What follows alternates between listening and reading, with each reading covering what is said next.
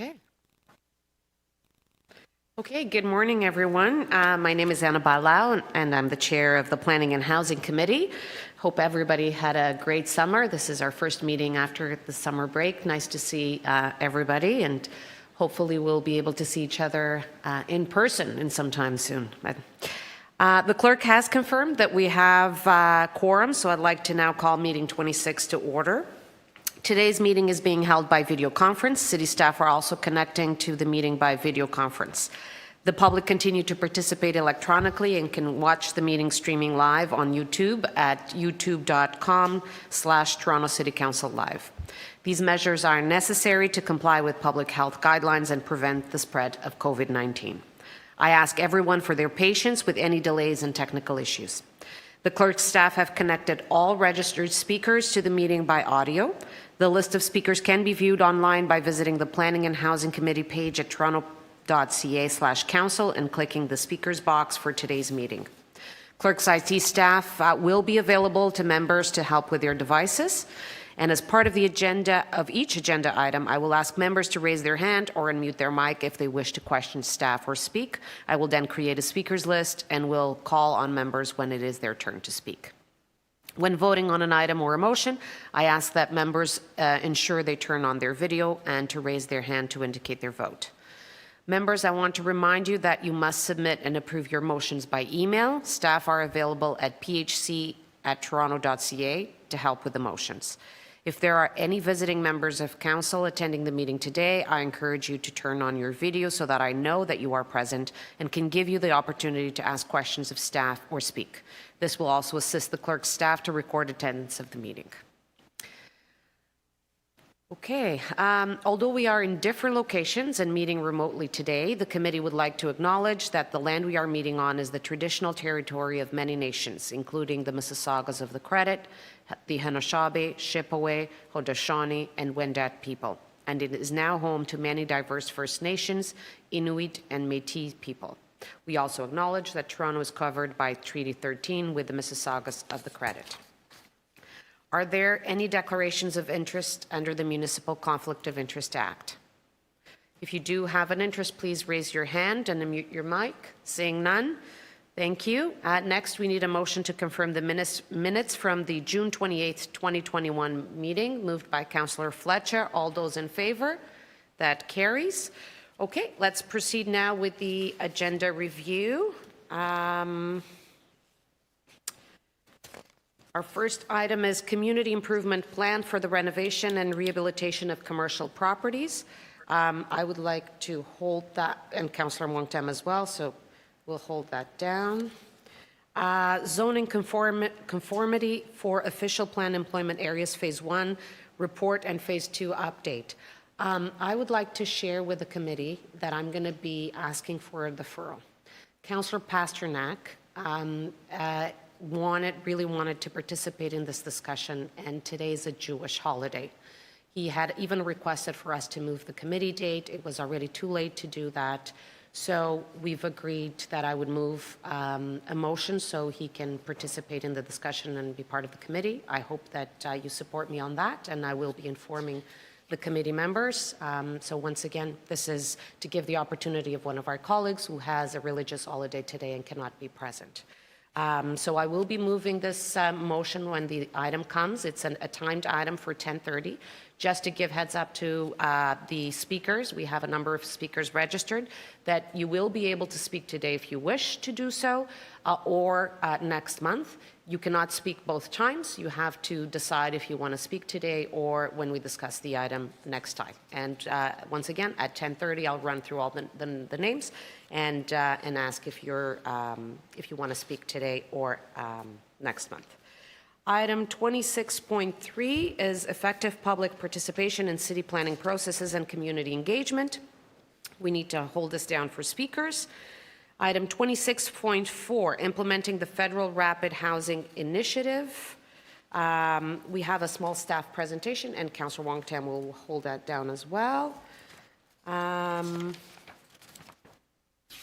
Okay, item 5, Rapid Housing Initiative, 150 Dunn Avenue. a part of a larger parcel of land, including 74, 82, 130, 160, 162 Dunn, 1 to 17 Close Avenue, and 74 to 78 Springhurst Avenue. Final report. I'll move that. You'll move that? Okay, thank you so much. Yep. Thanks for all your work on this, Councillor. And again, thank you to the Housing Secretariat, UHN. This is a great partnership. And thank you to all the residents, Councillor. I know that you've been working closely with your community and residents around the area. So thank you to all of you. This is an exciting project for the city, but I know that you're taking ownership over it all the way through. And I know that we've been receiving great feedback, great suggestions from the residents about even, you know, the interiors of the new house. It's been really thoughtful, and we're very appreciative of everyone's involvement. So thank you so much. All those. And thanks to staff. All those in favor? And that carries. Okay. Item 26.6, supporting the creation of 5,200 affordable rental homes for Indigenous, by Indigenous, in partnership with the Miziwe Biik Development Corporation. Anybody would like to hold that? No? I would just obviously like to thank our partner, the Miziwe Biik Development Corporation. This is very exciting. This goes a long way towards creating housing for Indigenous by Indigenous community. This will be a great partnerships that will translate into our community and our commitment of over 5,000 units of affordable housing for the Indigenous communities here in Toronto. And I think that it is important that they lead this process and that we work in a collaborative way under their leadership on this process. So that's what this MOU will translate. And thank you to staff for all their work in bringing this forward. Looking forward to seeing the projects coming to fruition and here for approval as well. So with that, all those in favor? That carries. Item 26.7, creating 40 new supportive homes at 11 Brock Avenue. We have speakers on this item. 26.8, 1130, 1134, and 1140 Yonge Street. Notice of intention to designate property under Part 4, Section 29 of the Ontario Heritage Act. We have a small, I'm going to hold just this item because I had asked staff to prepare a couple of slides just to explain to the committee why we're going to start seeing a lot of these coming to the committee.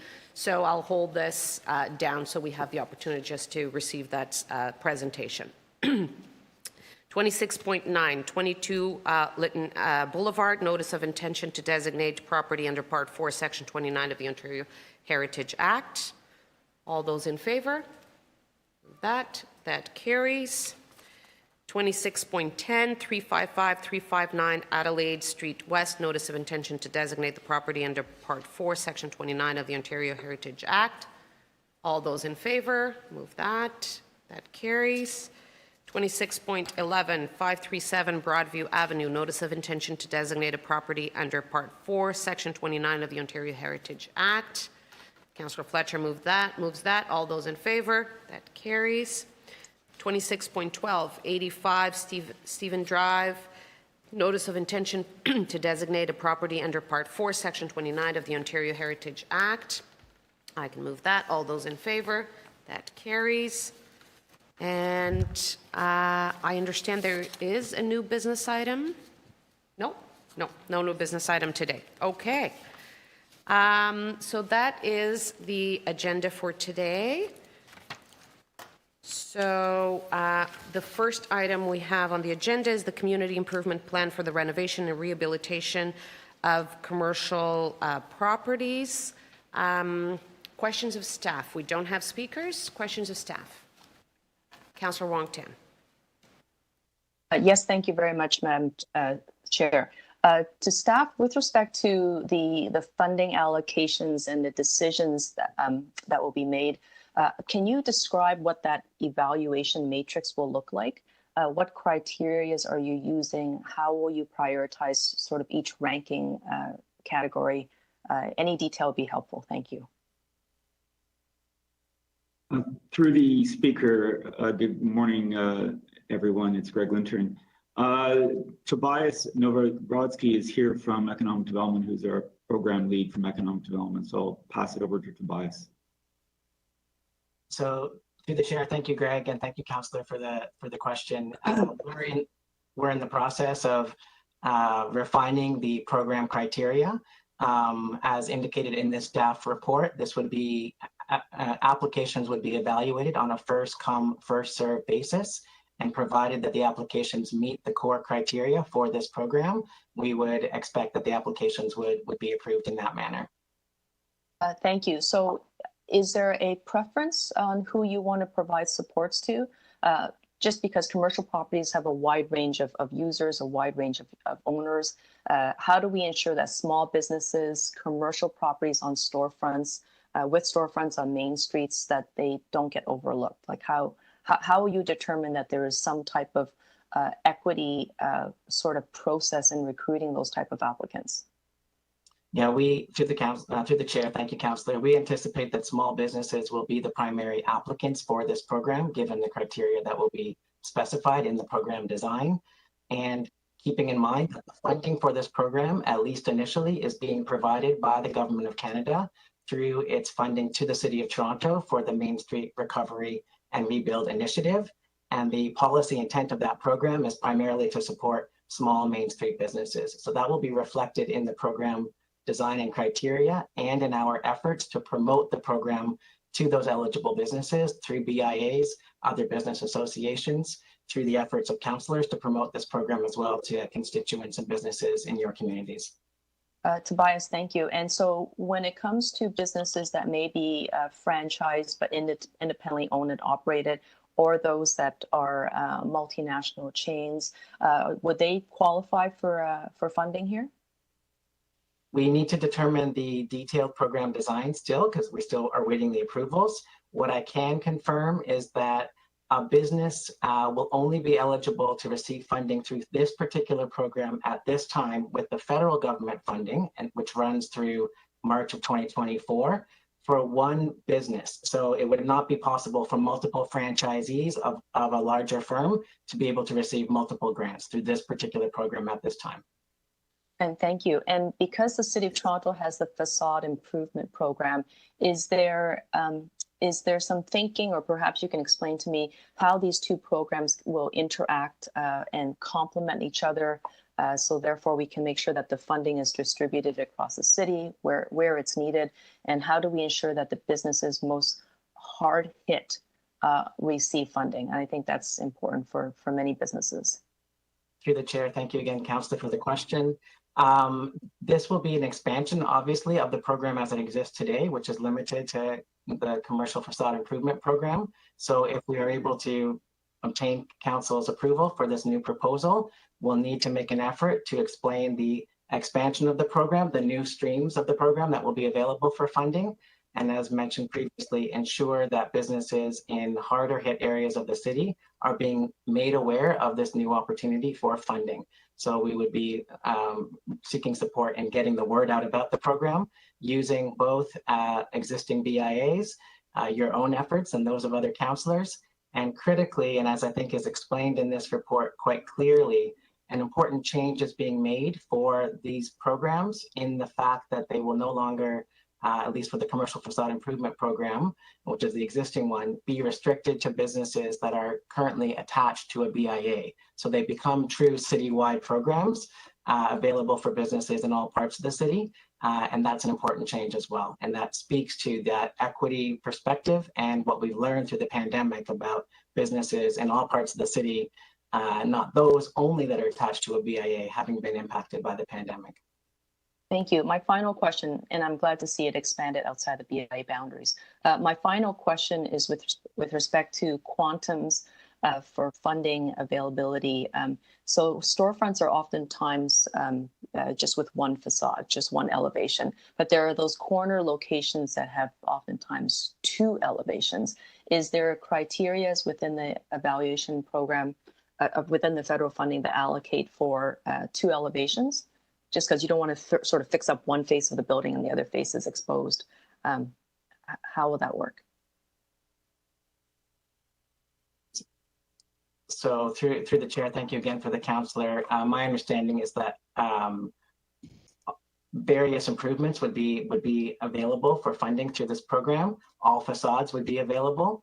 So again, some of those program details are still being finalized, but we will be taking into account the needs of the business operators. Thank you. Thank you. That was your last question, Councillor. Any other questions of staff? Councillor Nunziata. I just have one question. So with this program that you're expanding as far as the facade program, I just want to ensure that the existing program that we have with the BIAs, that it won't have any financial impact on their program. Through the chair, thank you, Councillor, for the question. As you'll see in this report, one of the recommendations is that the General Manager of Economic Development and Culture be requested to request funding through next year's budget process to enhance the funding for the existing commercial facade improvement program, essentially doubling it from approximately $500,000 a year to $1 million a year. And should council choose to enhance the funding for that program, that would allow us to make it available to businesses outside of the current BIA boundaries without taking away from the funding that's probably currently available for businesses that are attached to the BIA. But that is a decision for council to make through next year's budget process. Okay, thank you. Thank you, Councillor. Any other councillors that would like to ask questions of staff? Seeing none, I do have just one question. So with the facade improvement program, we do have the opportunity to also try to nudge some more environmentally friendly actions from the property owners, correct?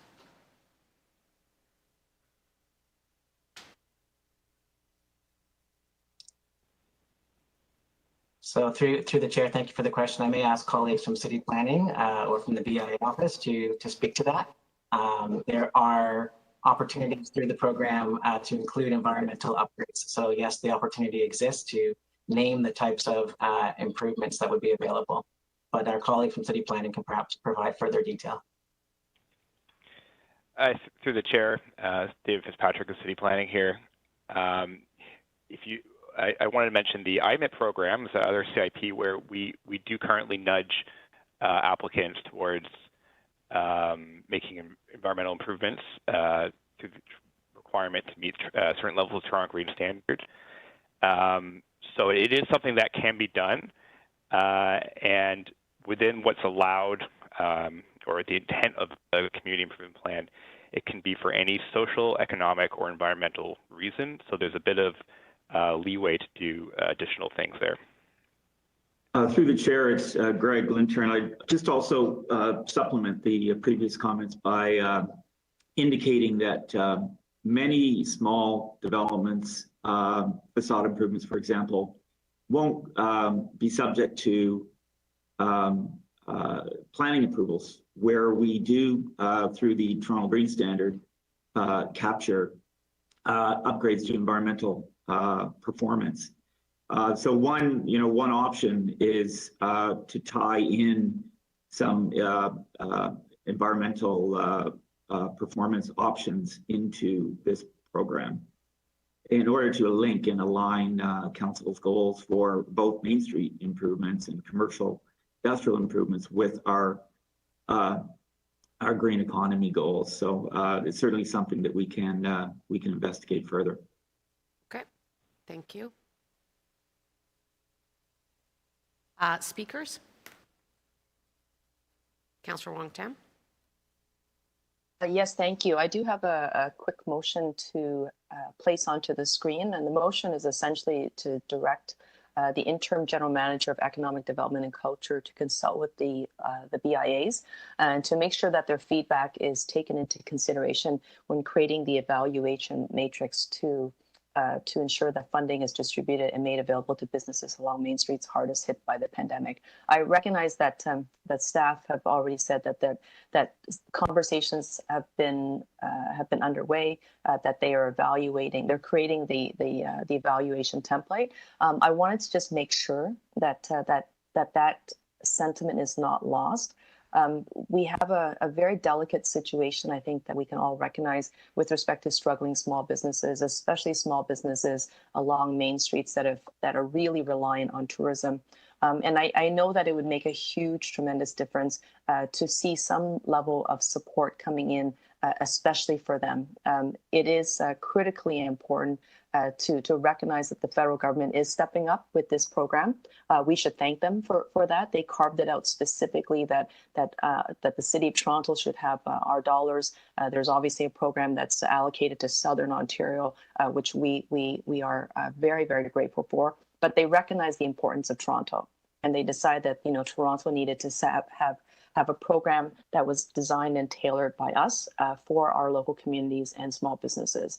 And that recognition, I think, is very good, because it's already along the thinking that it's not a one-size-fits-all approach, and that there needs to be something that's very big city made. And so specifically having a deeper dive and allowing the local BIAs to really give you feedback on how it is that this program can be even further refined to make sure that those dollars hit and get to the communities that desperately need them, I think is critical.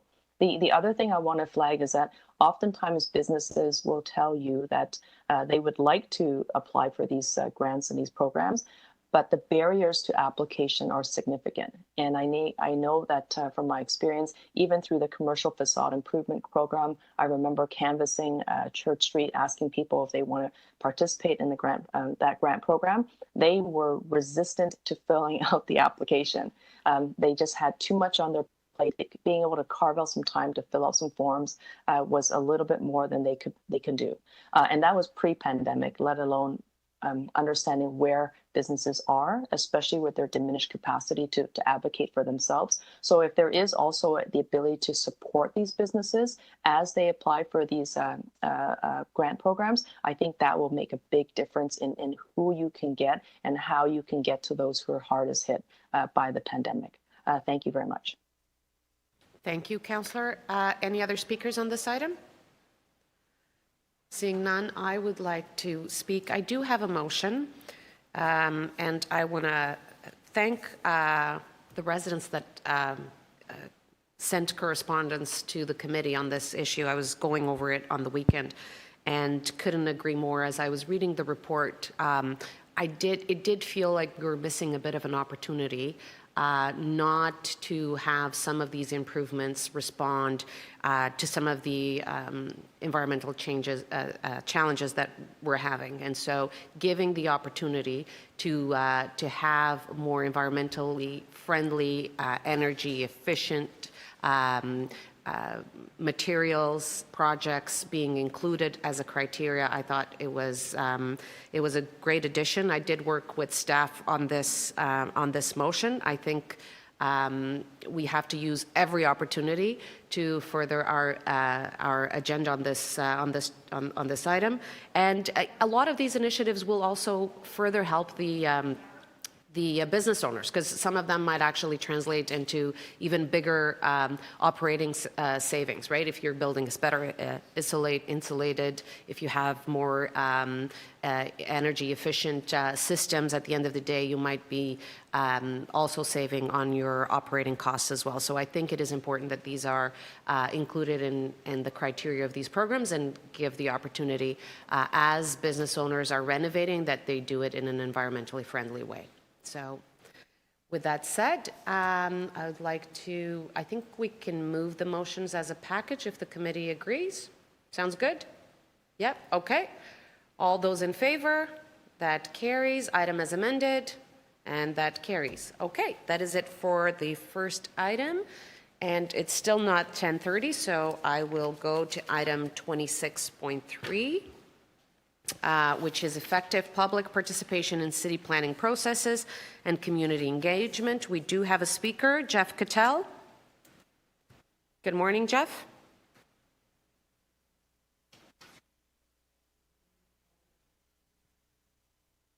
Is Jeff connected?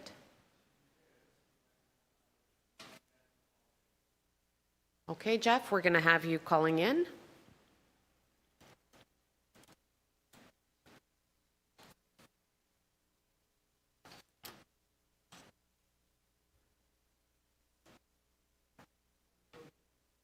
There's no more speakers. Oh, sorry. Okay, let's try one more. Mark Richardson. Good morning, Mark. Good morning. Can you hear me? Yes, we can. Go ahead. I will speak very briefly on this item. Our volunteers from Housing Now TO were not going to address this item until we read the letter from Jeff Cattell and Fontra. We've been involved in monitoring all of the Housing Now and all of the modular housing public meetings for the last 2.5 years, which included the in-person meetings that took place pre-COVID and the meetings that are now taking place virtually. We are strong supporters of maintaining the virtual meetings. The challenge with the in-person meetings is that you have to be there in person, and that excludes a lot of people. The virtual meetings on the Housing Now and the modular housing sites, we've had students who were able to speak while doing their homework from home or from a library. We've had speakers speaking in support of new affordable housing who, are feeding their kids dinner.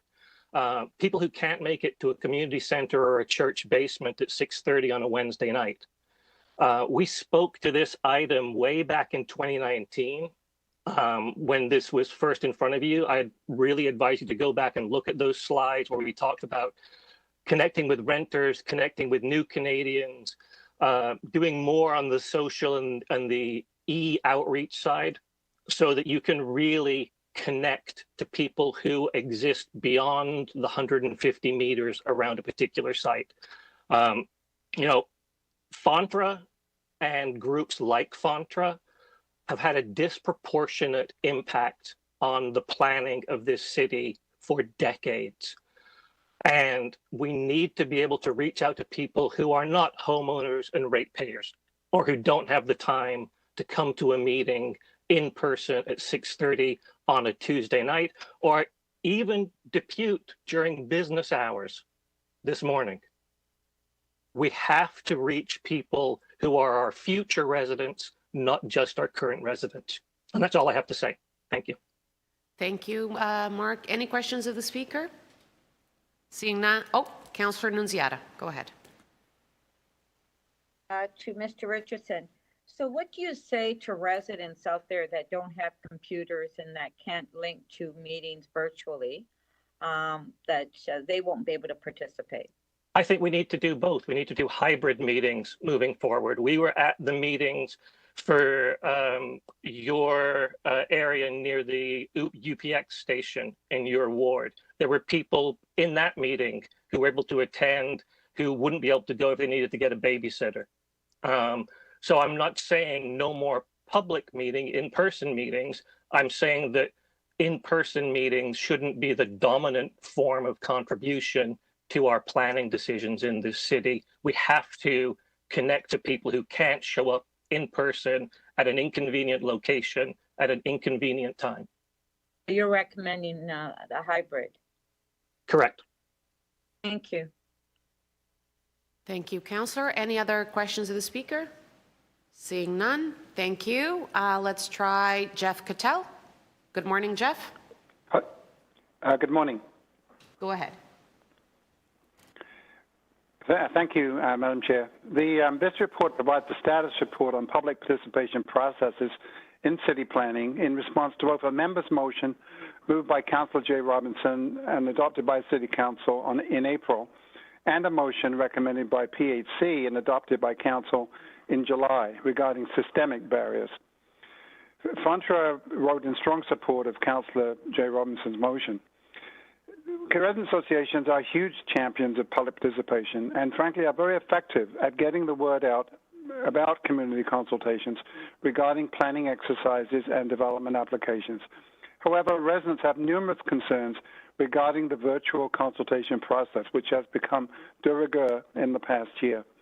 Based on feedback from multiple residents and RAs, the consensus is that virtual consultations have unfortunately resulted in an overall reduced ability of residents to have meaningful participation in the planning process and effectively influence decision-making. Virtual meetings are inherently inequitable, excluding residents who lack computers, technical experience, and confidence, frankly, just confidence with technology, and so tend to be biased against older, less advantaged, and racialized residents. However, in addition, there is a concern that virtual public meetings and tribunals like C of A may be far more susceptible to being gamed to limit the effectiveness of residents' voices than our in-person meetings. There needs to be a conscious and sustained effort to design and implement processes that not only overcome the inherent barriers to participation raised by virtual environment, but ensure fairness and even-handedness in managing that engagement. There may be a need for like an ombudsman function to review the conduct.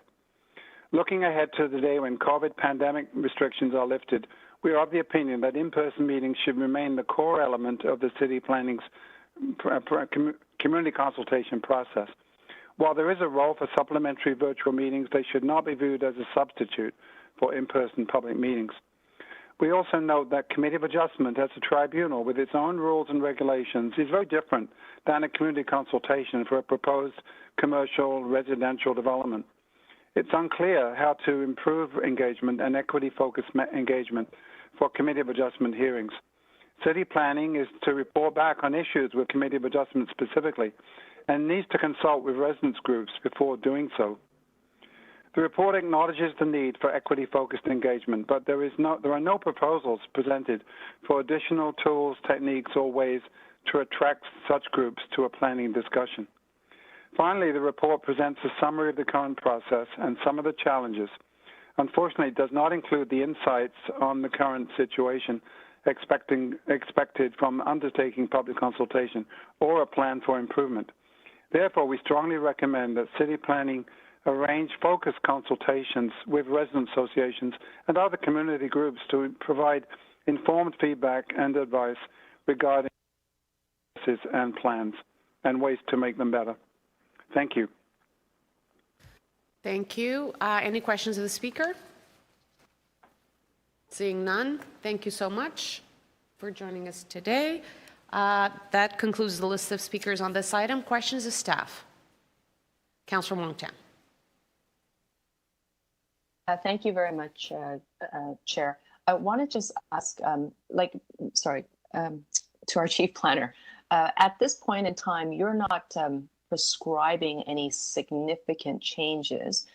You are saying that in your report that you want to go out and speak to a wide range of stakeholders to determine what is the best way to achieve the outcome that was outlined in Councillor Robinson's letter, which is, of course, improved consultation, greater access to diverse communities, and so forth. Is that correct?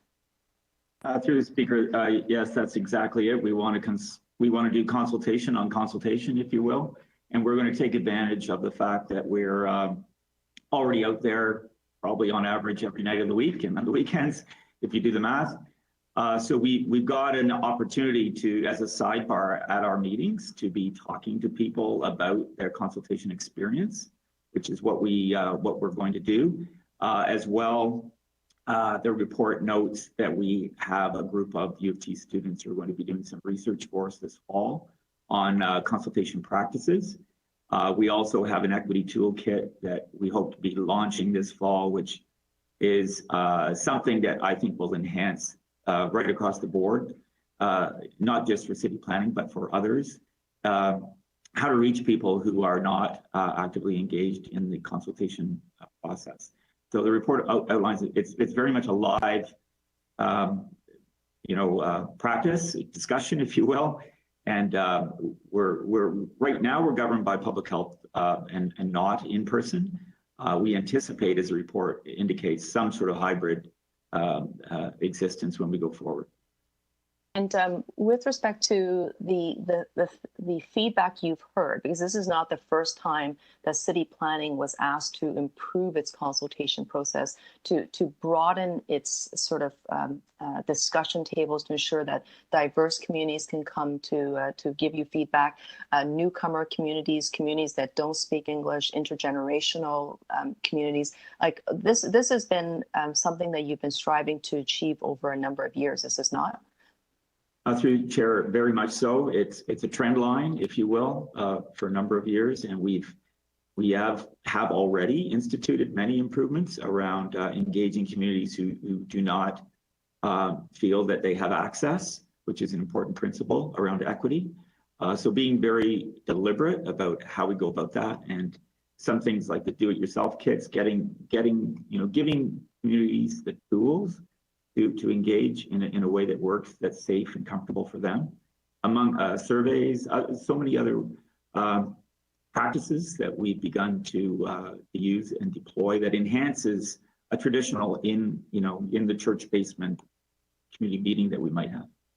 And if there's a need for additional funding, because sometimes childcare costs additional money, sign language interpretation, closed captioning, like all those different accommodation tools to ensure that people who are living with disabilities or people with young children or people who are just their primary caregivers to adults who need some additional supports, personal support workers, if there is the need for increased budgets so that participation can be broad and accessible to everyone, will you have enough dollars in your 2022 budget that can accommodate some of these changes? Is it a cost that you sort of pass along to the developer that you're holding the meeting for to review their application? How will those costs be borne, and who will bear that?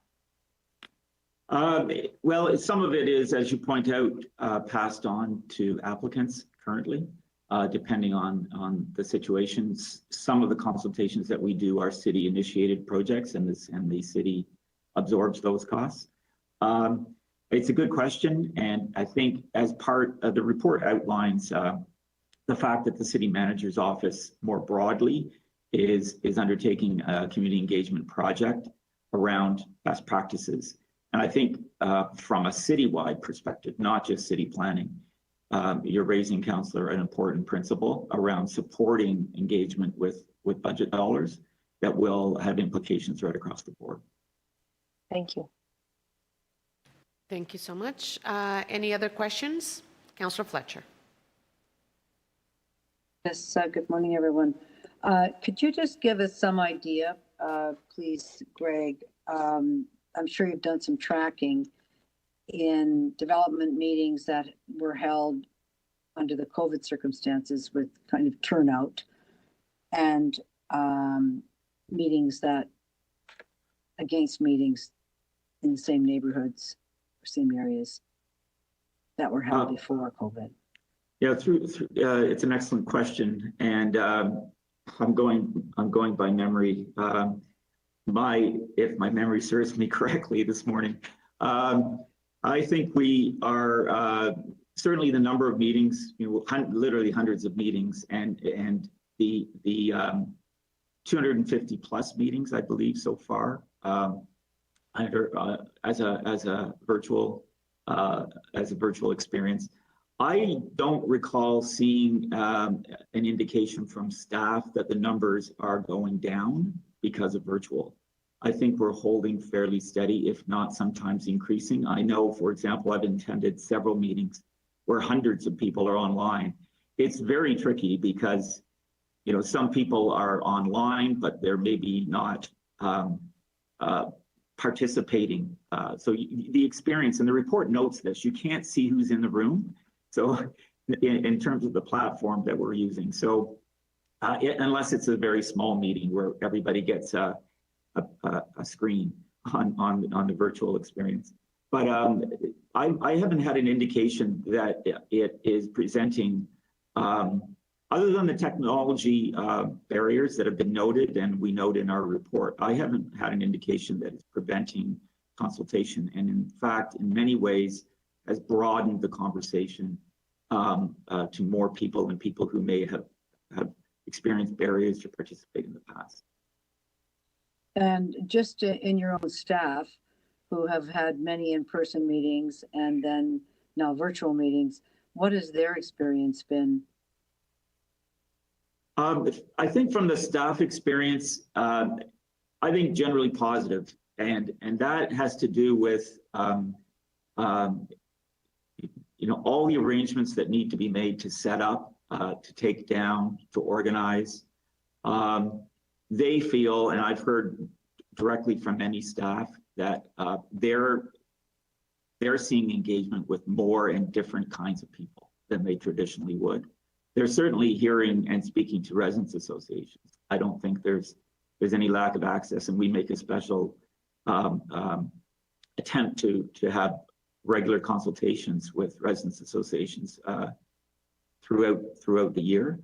But the experience from staff is that they're getting comments from people who don't have to worry about childcare as much as they would have, because the children are there at home with them, or they don't have to rush home from work and eat and all of the rest of the procedures that they have to follow. So there are some really true benefits to this experience.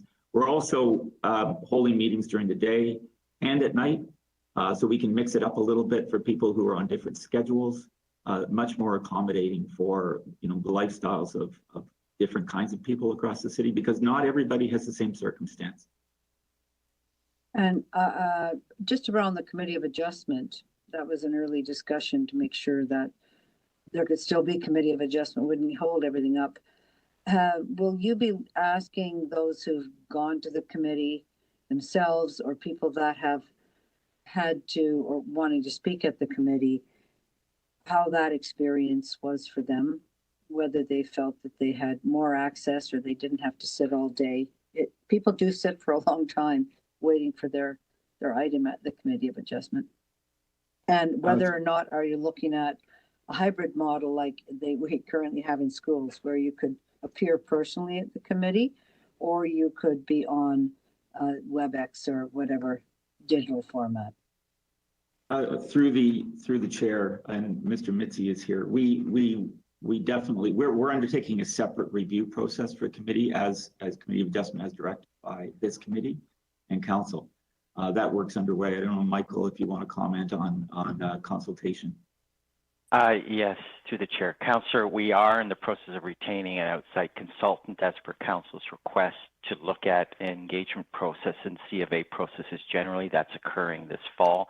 I can tell you, under the virtual format, we have changed the way we operate to, in fact, have timed segments. So 9:30 to 11, 12 to 2, and then we stack in registered callers during those time frames so they don't sit all day. In fact, we have noticed that the number of participants has gone up in the virtual format compared to when it was in person prior to COVID. Thank you. Thank you so much, Councillor. Sure. Any other questions? Seeing none, speakers on this item? Councillor Fletcher?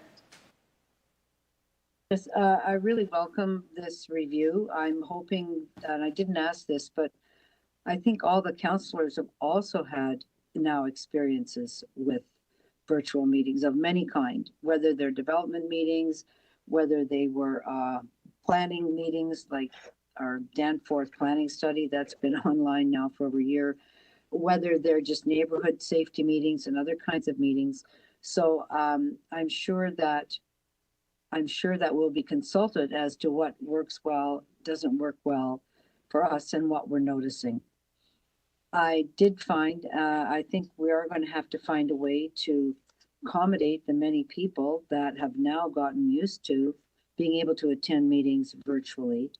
I have found that there's far more people that will be on a virtual meeting than will come out to a meeting for all the reasons that we've just talked about. Childcare, getting home, getting out, it creates much better access. I do think that there's somehow a hybrid without having those who have the time and ability to appear in public to dominate the meeting. I will say one of the things that in a contentious file, and this is one of the Broadview planning files, that the way, because not everybody was on WebEx and able to put their hand up, people that were on the phone who had a very different opinion than those who were having their hand up seemed to get preferential treatment. And that really disturbed people that have been following this issue for a long time. So I would also just ask that you can look at how seamless it is, because when you have 300 people at a meeting, how do you then decide who's going to be able to ask questions, etc. So it really does appear to be extremely fair for everybody. Everybody's learning how to do this. There are some real advantages to it, in particular because a larger number of people get to hear the same thing. They get to hear the policy. They get to hear information that sometimes gets very distorted, as we know, in community meetings or development meetings or any kind of thorny issues. They then get to hear directly from city staff and directly from the experts concerned, directly from the councillor. So I'll just say I think this is very exciting, and I'm going to assume that Mr. Lytton will take my suggestion and also will be checking how it worked with councillors, because I've had 100 or so meetings now since this whole thing started, and have some interesting observations about what works well, what doesn't. Thank you. Thank you, Councillor. Councillor Wong-Tam. Thank you very much, Chair. I just also want to add my voice and lend some support to the efforts that are being made by city planning staff to improve the consultation process. And I think that there's probably over the years a number of lessons learned. Obviously, the pandemic has created a new digital environment that we all sort of call into. The experiences that I've had in the local community with the virtual meetings is, I would say, mixed. It has not been consistently that we should proceed only with virtual meetings or to go back to in-person meetings. There are probably some advantages to both, and there are some disadvantages to both. But those advantages would be the ones that we want to keep, and the disadvantages are the ones that we want to work on. I want to just offer a few other comments, which I think may be helpful to our chief planner and the planning staff who are going to be tasked with doing this work. Some of the best consultations I've actually attended have been hosted by Toronto Community Housing, to be quite honest. I am just so incredibly impressed with how they roll out and go to their communities and engage so deeply in those conversations, whether with tables to make sure that there are smaller conversations that are facilitated by community members, so they empower them to do the work. They are tasked and then paid to do that work. There are usually a whole host of interpreters that are available if they need to have, for example, Cantonese speaking tables, Mandarin speaking tables, Tagalog speaking tables, Spanish speaking tables. I have never seen anything better than TCHC consultations. And I want to just say that, oftentimes the information is very technical. They break it down in the most accessible manner. It's not perfect, but they certainly have figured out how to work with the population that we are trying to figure out how to work with. And that's oftentimes newcomers, racialized communities, people who don't speak English as their first language. There's a lot to be learned from them. They also provide some type of child minding. And of course, there's the provision of some light snacks and beverages just to sort of keep the blood sugars going. I also see in those public meetings is real community connection. When community members come together physically in one space, the dialogue changes, and then how they provide feedback also changes. And there's an incredible way of watching ideas grow from just the germination of idea, where another community layers on a conversation and another comment, and so forth and so forth. The other great community partner we have out there, who I believe also does excellent community consultation, has been Waterfront Toronto. And I know that city planning in particular, you spent a lot of time with Waterfront Toronto on all their big projects. They also have found a bit of a sweet spot. So I do believe that, as you go out to engage with communities of how to best consult and get the best results, we should also encourage you to contact and speak with the other partners that are doing good city building work. And between those sort of big thinking groups, you're probably going to get the right approach. It also is going to take money. I don't want to leave you with the impression that you should have staff do this on their own. There should probably be, I believe, a consultation unit that's built into city planning that goes out to every single application review. The type of city planning work that I've seen on consultation for big secondary plans is very different from the site-specific rezoning OP amendments. Very, very different environment, very different dialogue, and the setup is not as, I think, as efficient or as refined as when you have your whole team approach, as opposed to having the local planner on the file go off and manage a meeting. And they may have the support with the urban designer and the transportation staff, but I do find it rather, and I think, Mr. Linton will know because I've expressed concerns in the past, I do find it a little bit meek. And I think that it's important to be able to stand with the community and to rise with them to make sure they've got good information in front of them, but also to be able to very clearly conduct a room.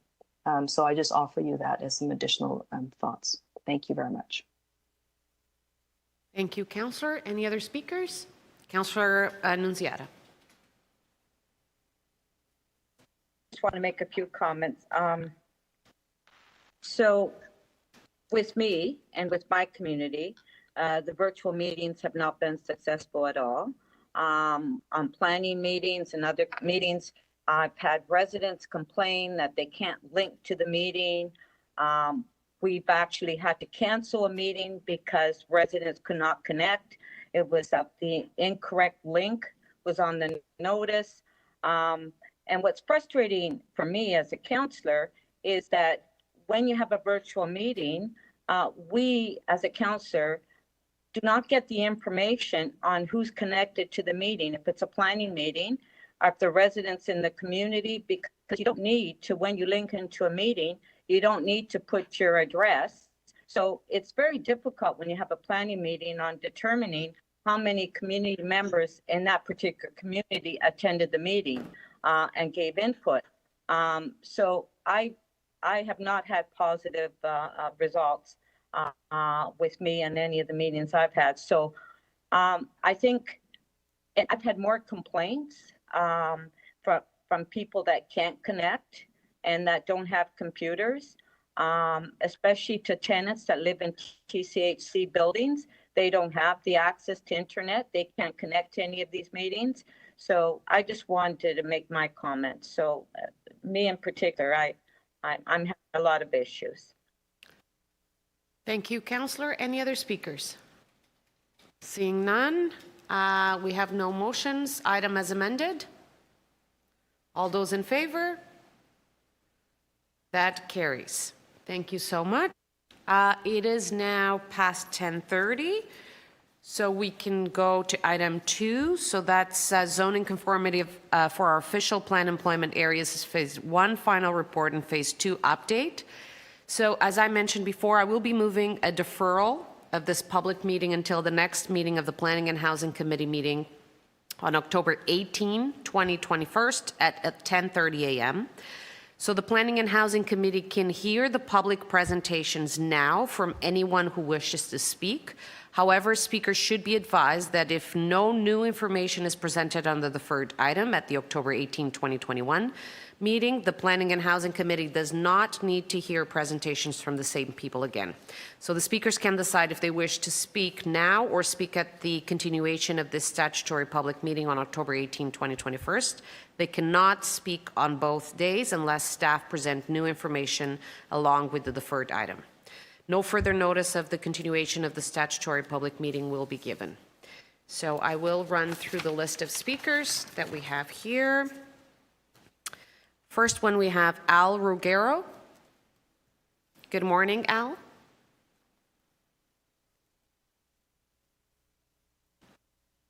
Good morning, Al. Can you hear me? Is Al connected? Yeah, he is. Okay. Al Ruggiero? Good morning, Al. Nope. Okay, we'll try the next speaker. Give some time for Al to connect. Silvio Carnevale? Okay, not present. Adam Lytton? Okay, good morning, Adam. Good morning. I guess we will reserve our right to comment at the next meeting. Okay, we'll hear you next meeting. Have a great day. Chris Barnett? Good morning, Chris. Good morning, Madam Chair. Like the previous speaker, I'll opt to speak at the October 18th meeting. Okay, we'll hear from you in October. Thank you. John Gagliano?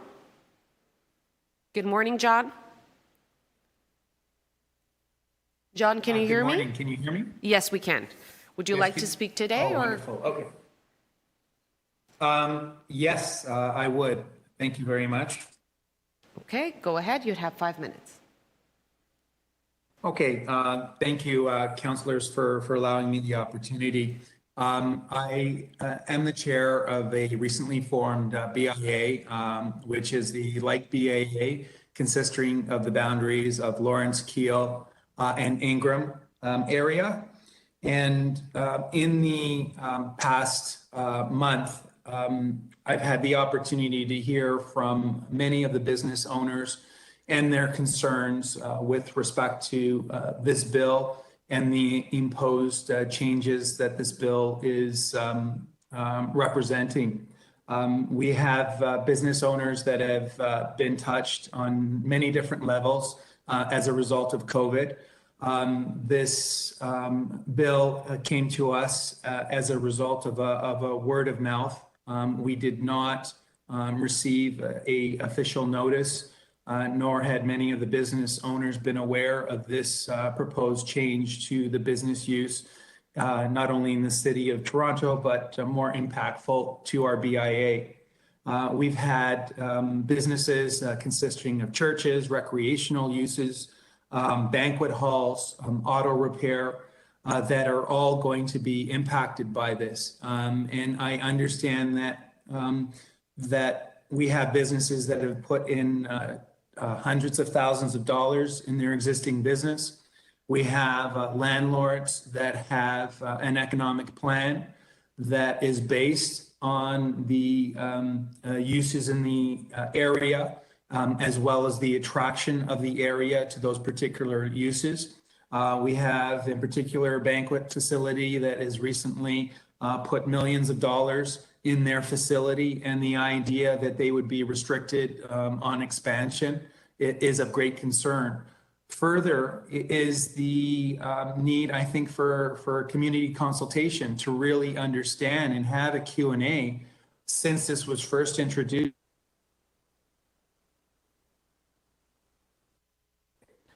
These businesses are struggling. This BIA was recently formed for concerns in the area, the need to bring an economic vibrance to the area. And this change, or these prospective changes, I believe will have serious impact on the viability of our area. I ask and respectfully ask that the community, again, and business owners have a forum, and they do not need to rely on retaining either professionals and incur additional expenses to truly understand the impact that this will result on their business. Thank you, Councillor. That is the extent of my presentation. Okay, thank you so much. Any questions of the speaker? Councillor Fletcher. Yes, I do. Nice to meet you. Congratulations on your new BIA. But your BIA is a it's a city institution, right? Correct. So the board of directors is a board of directors of the city of Toronto, correct? I concur. Thank you. So had you thought of having in someone from economic development, someone from planning, some of the city staff, since you're a city agency. Would that be something that you think would be helpful for you to understand all the rationale here and have that conversation at your BIA? I believe any resources and tools that could be made available to us and our members to really understand and to educate those that are part of our community would be of great benefit. And again, being a new BIA, how this information was presented to us, again, we seem to have had a very short window in order to respond. And I think time is of the essence on anything that can impact any business. So now we have a month. Since you are a city agency, seems to me, first and foremost, you should have all the city staff in the BIA office, economic development, planning, to kind of walk through this with your board and members. Does that make sense to you? I'm going to ask all the BIAs this, because it's not as if you're a separate corporation, you're part of the city. Yes, absolutely. Great. Thank you. All right. Thank you, Councillor. Any other questions of the speaker? Seeing none. Thanks for joining us today, Mr. Gagliano. Next, we have Sign Lisk. Good morning. No, not present. Okay. Lou Bortoletto. Good morning, Lou. Would you like to speak? Good morning, Lou. Would you like to speak today or in October when we discuss the item? We'll do it in October. Wish to defer at that time. Oh, okay. Thank you. Have a great day, Lou. Roseanne. Thank you. Thank you. Roseanne Massey. Roseanne, good morning. Good morning. Would you like to speak today or speak in October? No, I'm going to wait till October because I think it's a very important issue that I would like to discuss, and I want everyone's attention. I'll wait till October. Okay. Thank you. Have a great day. Next, we have Jonathan Massey. Hello, can you hear me? Good morning, Jonathan. Would you be speaking today? Oh, yeah. Or in October? No, it appears as if you guys aren't even going to be discussing this or really. No, the item will be the now. So in October? Yeah, I guess I'll wait till October. Yeah. Okay. Thank you. Have a great day. Can Next, we have Robert Walter Joseph. Chair, I'm sorry, Chair. I just want to be clear that by not discussing it today, it doesn't mean we don't care about it, as the deputy seemed to infer. That we're deferring it for the reasons that you indicated, which is it's a religious holiday today, or else we certainly would be hearing from everybody. Absolutely, and I'll repeat that once again once we. Thank you. Thank you, Councillor, and I'll repeat it once again when we go through the list of speakers and I place the motion. But thank you to emphasizing that. Next, we have Robert Walter Joseph. Good morning, Robert. Good morning. Good morning. We'd like to reserve comment to October. Okay, great. We'll hear from you in October. Thank you. Next, we have Tony Veroni. Good morning, Tony. Good morning, Tony. Can you hear me?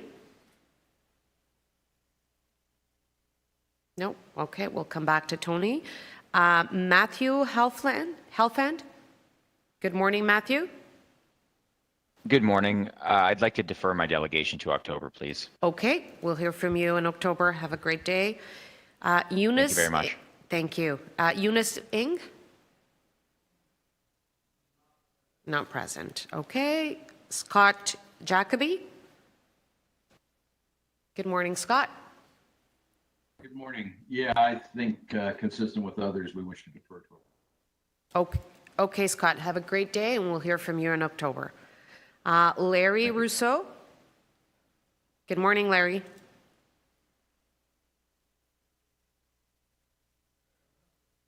Larry, good morning.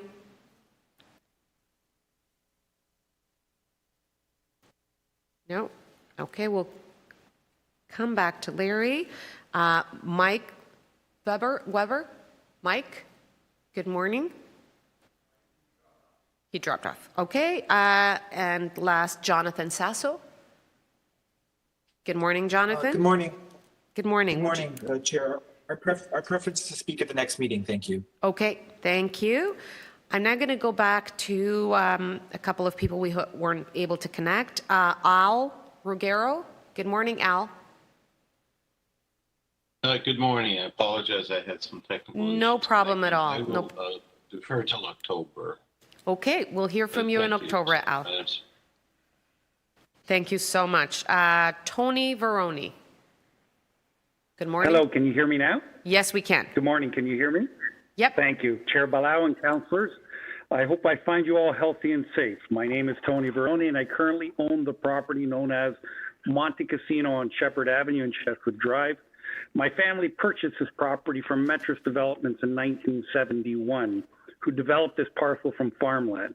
For close to 50 years, my family and I have operated a hotel and banquet hall on this site. As such, I have a lot to say, and I ask for your indulgence if I exceed my time allotment by a minute or so. My property was designated employment area. Tony, hello? Tony, I just want to make sure that you heard me saying that we are deferring this item, so people have the choice of speaking today or in October when we discuss the item. You will not be able to speak on both occasions. So I'm assuming that you'd like to proceed and speak today, correct? Correct. Okay, thank you. Thank you. My property was designated employment area under the approved 2006 official plan. The employment area designation under the North York zoning bylaw 7625 currently permits hotel and banquet hall use as of right. In mid-2013, the city adopted a harmonized zoning bylaw 569-2013. In late 2013, the city adopted Official Plan 231. My property was designated general employment area in the adopted OPA 231. Hotels and banquet halls were always permitted. As such, I did not have any concerns at that time. In 2013, through the OPA 231 process, I requested a conversion to a mixed-use zone. This request was not fully supported by the conversion staff at the time, given that it was deemed to be premature with the unbuilt subway. However, council did resolve that.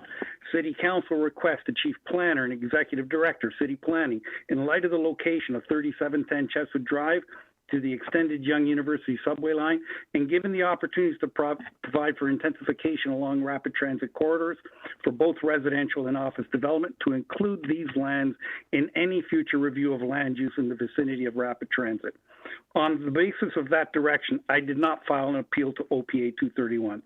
Notwithstanding the promise of council, this further review of land use did not occur, yet the TTC Downsview Park subway station, which also connects to Goberry transit line, was constructed and commenced operations in 2017. OPA 231 was appealed in whole and site-specifically by a number of parties. Through the appeals process, mediations and negotiations occurred. It's through this process that the industry representatives led to what I believe was a predominantly South Etobicoke advocacy group, raised issues of sensitive land uses, which included hotels and banquet halls. Through private settlement with these advocacy groups, the city modified OPA 231 to delete hotels and banquet halls from the list of permitted uses and only permitted them in employment areas around Pearson Airport. The settlement was approved by council in February 2018, and the contents of the policy modification being released for the first time to us, the public, on April 5th, 2018. The notice to approve the settlement was only provided to those parties involved in the appeals. Given that I did not appeal OPA 231 and accepted the council recommendation stated above in good faith, I was denied any opportunity to participate in those discussions. It's those very discussions that were shrouded in secrecy and kept from all of us here today in opposition to these policies.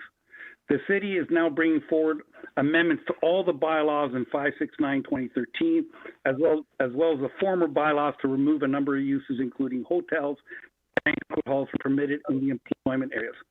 Monte Casino has been here since the creation of this land parcel. We, like many others here today, form part of the fabric of this community for the last half-century.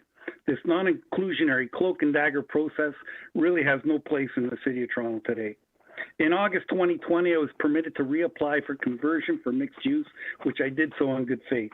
I spent a lifetime volunteering in charitable endeavors and causes. Some of you may know that I served as president chairman of Village Charities in Columbus Center, as well as the chairman of the Italian Canadian Seniors Apartment Corporation, which during my tenure was instrumental in the creation of the nonprofit affordable housing complexes, known as Caboto Terrace, Casa del Zotto, and Casa d'Abruzzo. To this day, those buildings stand as a testament of the community and the provision of dignified shelter to our members and beyond. I as well served on the board of the Ontario Housing Corporation, and I was its ex-officio member of the then Metropolitan Toronto Housing Corporation. I currently serve on the board of Canada Lands Company Limited, which oversees Downsview Park in this very community. These experiences provide me insight into the real and genuine need of affordable housing for our city. Accepting that the current building and built form of Montecasino is near the end of its useful life expectancy, I wanted to leave a legacy of continued service to the community. As such, through the conversion policy, I am proposing a 100% affordable rental housing project in this community that will give dignity and respect to those who are in need. In total, I'm proposing 712 affordable 1, 2, and 3 bedroom units, along with 144 suites within a hotel. The hotel component will remain and become larger, but with a specific focus on newcomers to Canada. We are proposing the first ever purposefully built newcomer hotel in the City of Toronto. I'll be partnering with the United Way on this initiative and have already commenced a meaningful dialogue. The United Way service provider will be recognized pursuant to the regulations of the Federal Resettlement Assistance Program and will be charged with the duty to resettle the newcomers into the community. The goal is to turn over each hotel suite 6 to 8 times per year, resulting in the settlement of some 900 to 1,200 families per year.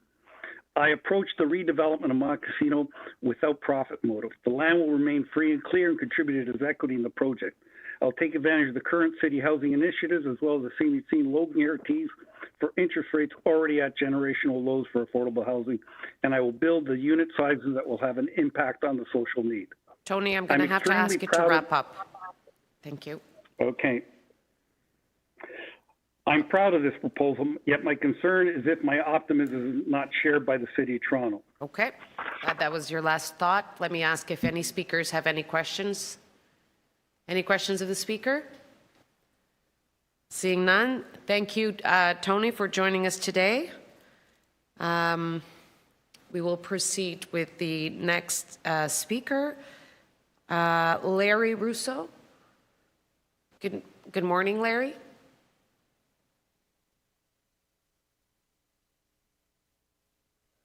No, still not able to connect. Okay. Mike Weber. Good morning, Mike. Yes. Would you like to speak today or wait until October? Wait until October. Okay. Thanks for joining us this morning, and we'll hear from you in October. Okay. So one more time, Larry Russo. Sorry? Okay, we got a message from Larry that he'll speak in October. So that concludes the list of speakers for this item. So once again, I would like to place the motion to defer this item. We do have a colleague that would like to participate in the committee discussions and deliberations, and today is a Jewish holiday, and in order for that to happen, we are deferring the item to give our colleague the opportunity to participate in these discussions. Madam Chair? Yes, Councillor? Yeah, I just have a question to staff. As you heard, and Councillor Fletcher asked that question to the like BIA, a new BIA, which I'm involved in it, and asked a question about notices that were sent out. So have all the notices were sent out to all the BIAs, or how was this communicated? For this meeting, it's through the speaker, the chair, Deputy Mayor. This item is a statutory meeting. Maybe, Kyle, you can clarify how notice was given for this meeting? Through you, Madam Speaker, the notice would have been issued by the city clerk, so it would have been published in the newspaper. Any individuals who had contacted us and asked to be added to an interested parties list would receive notice in mail. In this regard, because the BIA is relatively new, I'd have to go back and look at our interested parties list, but I suspect they are not on the interested parties list, given that they've just recently formed. Yeah, I just want to make sure. Councillor, we're not Yeah, I discussing just the wanna make item. I sure have that- to be careful here. We're not No, discussing I this. understand. No, I understand, but I just want to make sure that for the next meeting in October, people that should have been invited should be invited. That's all I'm saying. So everybody that has registered, clerks has their contact information now, and they will be contacting them with the new link for the meeting as well. So everybody that has registered to speak, that decided to speak in October, will be directly contacted by clerks as well. Okay, can we have... Madam Chair, I just want to also note, besides our colleague who's having a religious holiday, there may also be others who wanted to come to speak today that would be recognizing or being part of that holiday. So this makes sense to move this date. Thank you, Councillor. So all those in favor of the deferral? And that carries. Thank you very much. We'll now move to item 26.4, implementing the Federal Rapid Housing Initiative Phase 2, and we have a staff presentation on this item. Good morning, Chair and Committee. I'm going to share my screen so that we can look at a PowerPoint presentation. Just bear with me.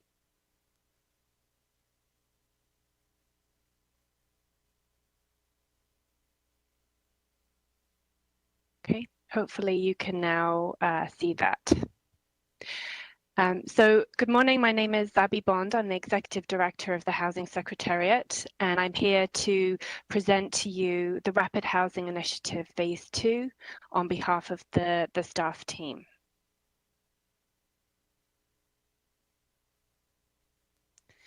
So Rapid Housing Initiative has really been a critical part of the city's pivot to housing away from shelters and emergency housing. And the Rapid Housing Initiative Phase 1 was very important to us to receive the kind of government investment necessary to really start to deliver on our supportive housing goals.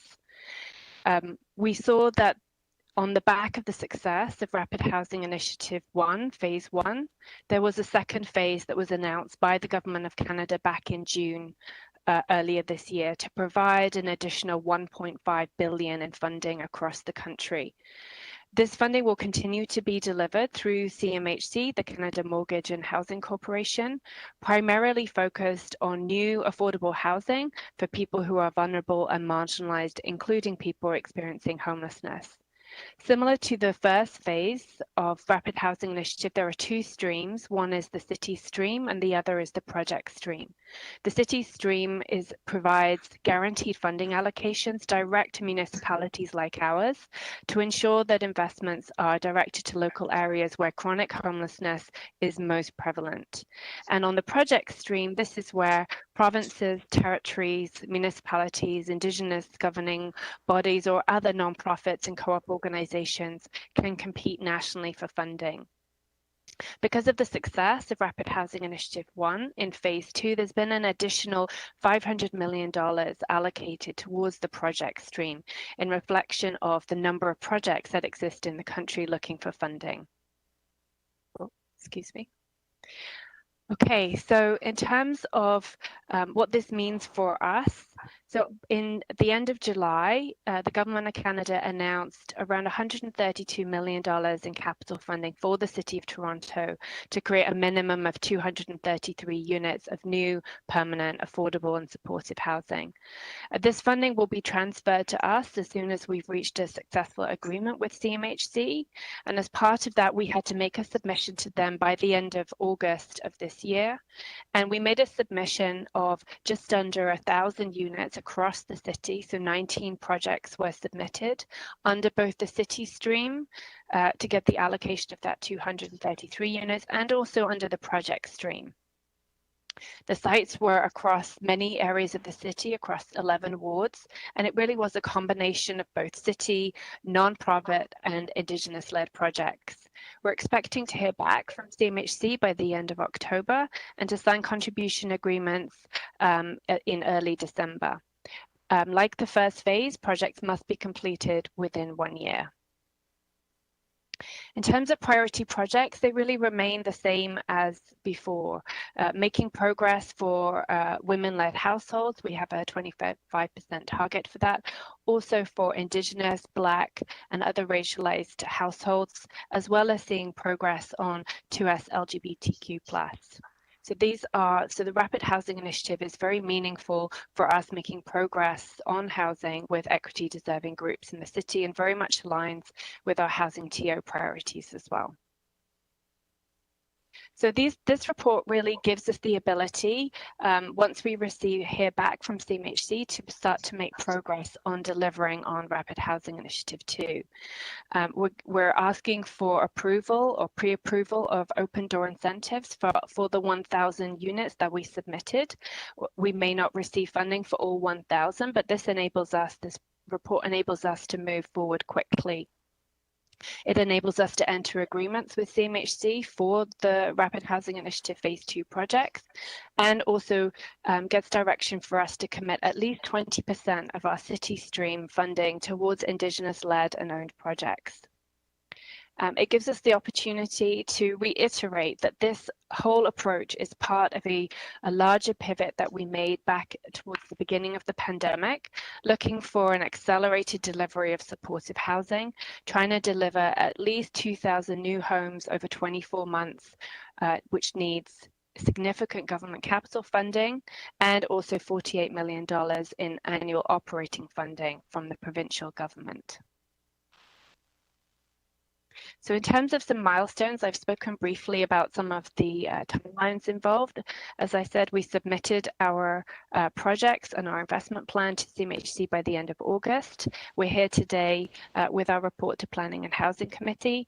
In late October, we anticipate hearing back from CMHC on which projects are eligible and we want to move forward on, and we will then begin our engagement and communication plans for those projects that we've received funding for.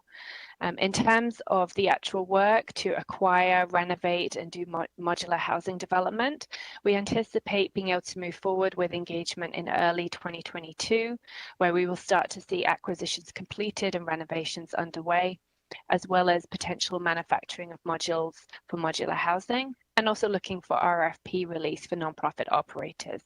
And then towards the end of 2022, this is when we would see our nonprofit operators come on board and also see the completion of construction and renovation work. A big focus for the city staff team working on this has been to try and find opportunities for supportive housing all across the city and across many communities. The need for supportive housing, the need for this kind of housing is across our entire city. And so we've tried to find opportunities for development, for acquisitions in all wards, or as many wards as possible, in as many communities as possible. This report is also asking for approval to really advance for the next stage of 3 of the motels that we purchased during Rapid Housing Initiative 1 at Spadina, Parliament and Kingston Road, so that we can issue a request for proposals in October and get our nonprofit operators on board so that we can open those the remaining units there by the end of the year. This map shows you that we're really, along with RHI, there's other supportive housing, and we're looking to spread that across the whole city. In terms of the 6 Rapid Housing Initiative 1 projects, we're looking to develop at least 600 new affordable and supportive homes. So we remain on track to deliver around 1,200 new supportive housing opportunities by spring 2022 through both this funding stream and others as well. So and then just finally, just a reminder about our initial focus and why we were able to use Rapid Housing Initiative to such good effect. Back towards the beginning of the pandemic, we really started to make a plan of how we wanted to accelerate our housing TO plan. And we developed a 24-month housing and homelessness recovery response plan, which targeted 3,000 permanent affordable housing opportunities, including 2,000 new homes by the end of 2022. We remain on track to deliver around 900, just under 1,000 of these by the end of 2021, with another almost 300 to open in early 2022. And phase 2 of the RHI will enable us to further advance these kinds of projects, depending on how many we receive funding under RHI 2, how many are selected by CMHC. So this plan has really guided us to switch from emergency measures to something much more long-term and sustainable.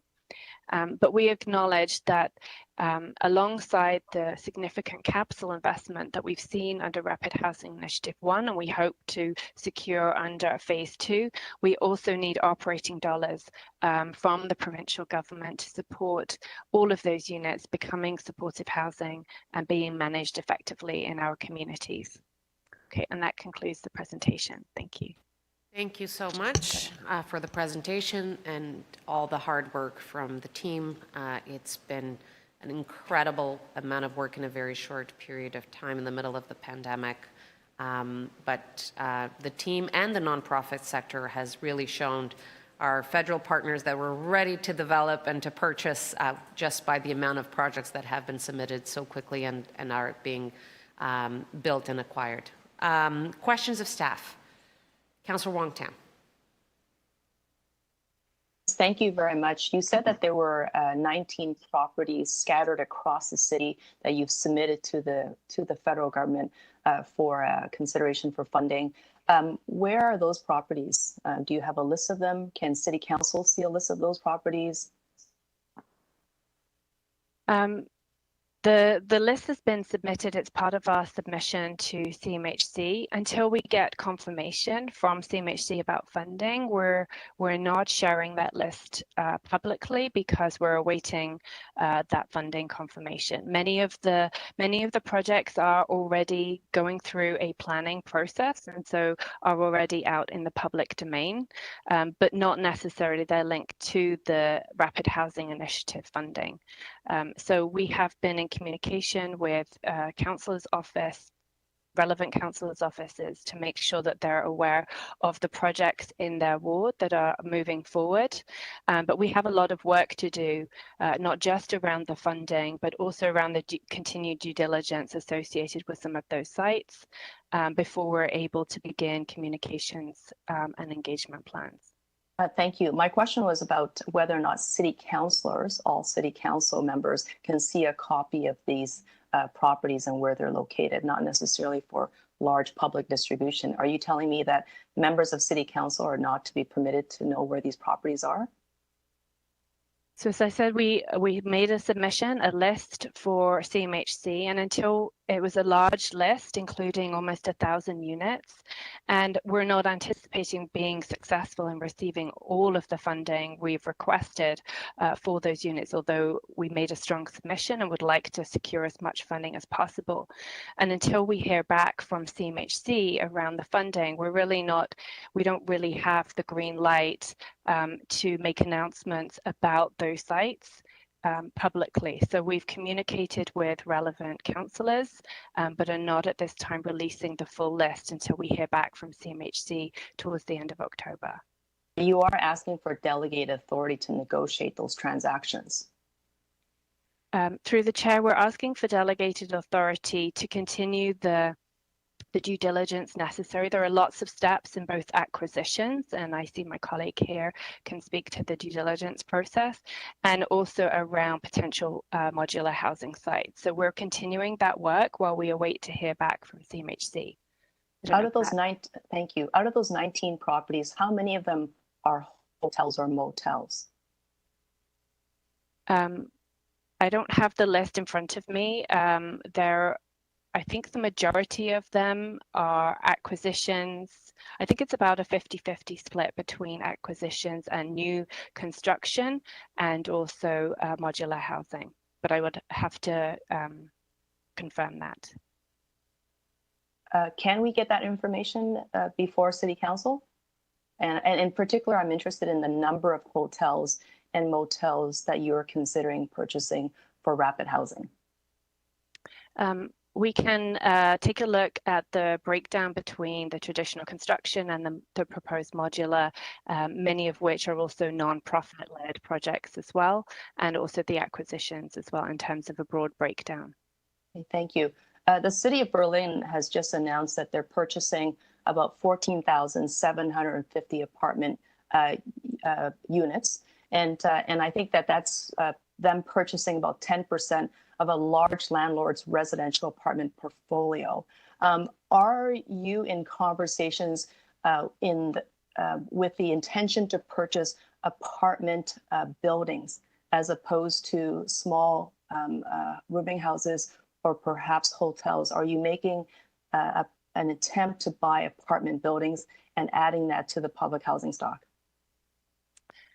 Through the chair, this is a really good area for us to pursue, and we have been clear that we feel that the purchase of existing rental buildings would be a great addition. To be able to secure those as affordable housing would be a great addition and an improvement in the performance of our housing stock. Currently, though, the Rapid Housing Initiative does not allow us to use that source of money to buy existing residential buildings which are in a good state of repair. It has some significant constraints around it and directs the funding towards other types of purchases. But outside of Rapid Housing Initiative, we certainly agree that the purchase, the acquisition, the securing of existing rental buildings is something positive and we would like to pursue as part of our broader housing TO plan. Thank you. Councillor Perks, questions of staff. Thank you. Just to pursue something Councillor Wong-Tam was asking, is it possible to tell us by community council area where these sites are? We don't have to name the sites or their locations, just by community council area. Through the chair, yes, that is something that we could do. Yes. Okay, so that's helpful. Okay, thank you. I don't know if this exactly fits the item in front of us, and if it doesn't, that's fine. We can pursue it another time. I appreciate that this is mostly about taking advantage of the federal funding. In the design of how we do that, are we looking at opportunities to bring in properties that maybe the federal funding isn't enough for, but uses money from the Build Toronto Fund? Through the chair, we've really tried to focus this particular effort on utilising and maximising the Rapid Housing Initiative funding, but there are many, many good projects. In fact, all of the projects really that we've submitted are of a really high standard. So if once we hear back from CMHC and should we not receive the 100% grant capital funding that we're requesting, then we can take another look and see if there's other ways for us to support those projects and continue moving forward. But this is the kind of funding stream that we've all collectively been asking for from government because it doesn't require any debt financing on the part of the partners. So our first port of call is to secure as much RHI as possible, and then we will have a secondary strategy to see if we can keep as many of those projects moving forward as possible. So I want to be very clear about this. There are active discussions within the Toronto Public Service about using the Build Toronto Fund where we're unable to succeed with a federal partner, correct? Through the chair, it wouldn't be just about the city's own funds, but there are also, we would continue that discussion with CMHC. They also have some other funding available that might be suitable. And also we would pursue collectively with our partners other funding streams as well. But yes, we would be looking for city support for those projects as well. Sorry to be very picky about this, but specifically, we created the additional levy called the Build Toronto Fund. It's supposed to pay for housing and transit. And I just want to make sure that the Toronto Public Service is examining possible affordable housing projects using money from that fund. Is that happening or not? At this point, through the chair, at this point, we're not specifically looking at the Build Toronto Fund for funding for RHI projects that we've submitted. But we would explore, if we are not able to secure funding, every available source of funding that we have, which would include all of the revenue sources that would include Build Toronto as well. And we could report back at a later date with a secondary kind of strategy about what that funding might look like. Thank you so much.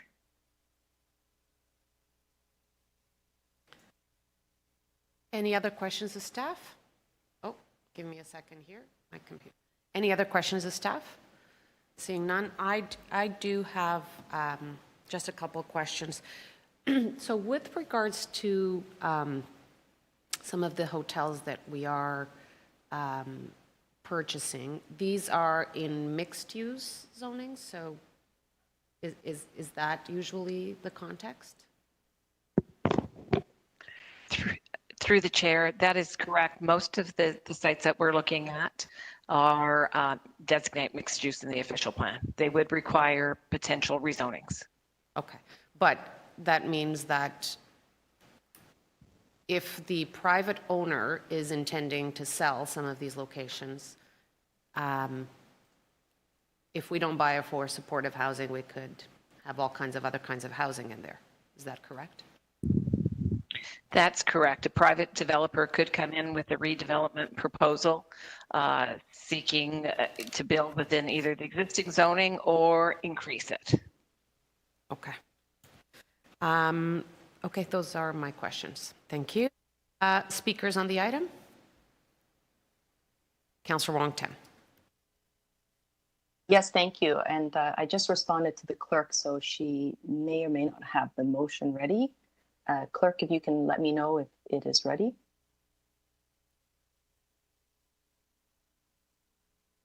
Maybe I can, if you can hold my time, Madam Chair, until the clerk is ready. Yep. And I don't have to speak if it is ready. Okay, yep. Thank you. Thank you very much. I'd like to move this motion. The motion is broken down into two portions. The first section is to request that the city manager report directly to City Council a list of all the properties submitted for funding under the Federal Rapid Housing Initiative, and this would be submitted to City Council before our next council meeting. I recognize that that the information may be provided on purple paper, so it's confidential, but at least council, all of council will know. The second part of my motion is to ask the city manager to work with the general manager of economic development and culture and the housing secretariat, and to consult with the Toronto York Region Labour Council, unions representing hotels and tourism workers and other tourism and hospitality stakeholders about the potential conversion of hotels to residential use, and to report back to the October 18, 2021 meeting of the Planning and Housing Committee with their comments and further recommendations prior to finalizing any hotel purchase agreements. And I want to just say thank you to the staff for the presentation. I thought that was really helpful. I can see where you folks are going and how much work is involved. I also recognize that you're working with some very prescribed timelines and criteria set by the federal government. I do want to raise a point that I have raised in private with city staff, and I thought I would just bring it here to the committee. I have grave concerns about the purchase of hotels and motels for the conversion of exclusive use to residential. We are under the lockdown and the pandemic, and at some point in time, those borders and all the businesses will reopen, and we will not be able to be competitive in the big meeting and convention sector if we don't have hotels to host these businesses and these events. And so it's not just about not providing affordable housing. We want to do that. Berlin has shown us a great way of doing that, and that is by purchasing residential apartment buildings for supportive housing, for any type of affordable housing, and they're not rushing out to buy hotels. Hotels are generally unionized. They provide good, decent wage jobs. And I know many hotel workers in my local community that has been laid off because of the pandemic, and they expect to be called back to work.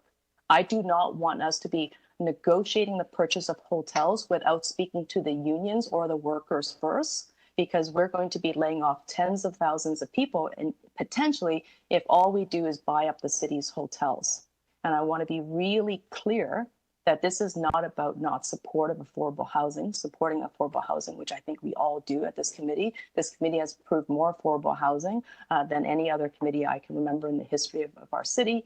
As a local councillor, I've been very supportive of affordable housing, but I cannot see us losing sight of the recovery goals as related to the pandemic, that when the economy reopens, when the borders fully reopen, we would not have hotels to place our visitors and tourists in. And we cannot hold a convention in an Airbnb.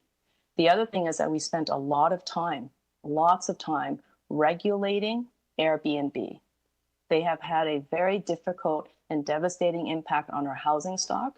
It has also been extremely challenging in pulling in that beast, but we finally did it. You have to be licensed, you have to be regulated, and I think that we're going to be creating, unintentionally perhaps, some incentives for the Airbnb platform if we lose our hotel supply. In 2016, I moved a motion specifically asking city planning staff to think about how do we create a replacement policy for the diminishing supply of hotel rooms. And that report was supposed to come back, it never did. But a part of those recommendations included consultations with hotels representing hotel workers. So I just want to put this out on the table that if the intention is to really drive supportive housing by taking away our hotel supply, we are going to have we're going to be creating some unintended consequences.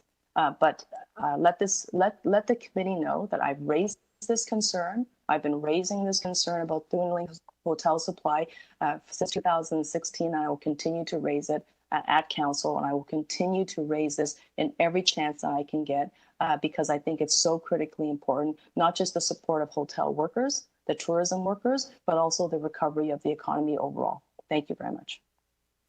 Thank you, Councillor. Any other speakers on this item? No more speakers? Councillor Perks. Yeah, I'm just, can I see Councillor Wong-Tam's motions again? I'm sorry, I'm having some trouble with my... No problem. Clerks will put it up.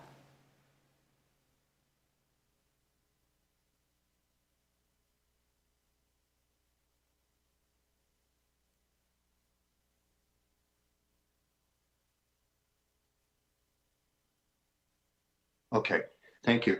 I'm wondering if for the first part of the motion, it would be possible to get categories. I was asking, for example, for you know, how much by community council area. We may be able to get by, you know, type of zoning or something like that.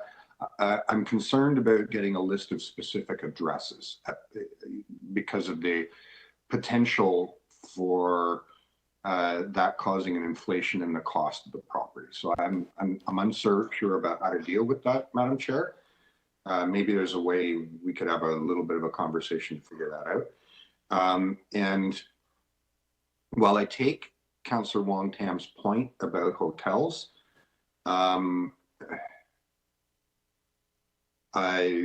we are in a state of a housing emergency with about 6,000 people who are currently homeless, either in our shelter system or sleeping rough.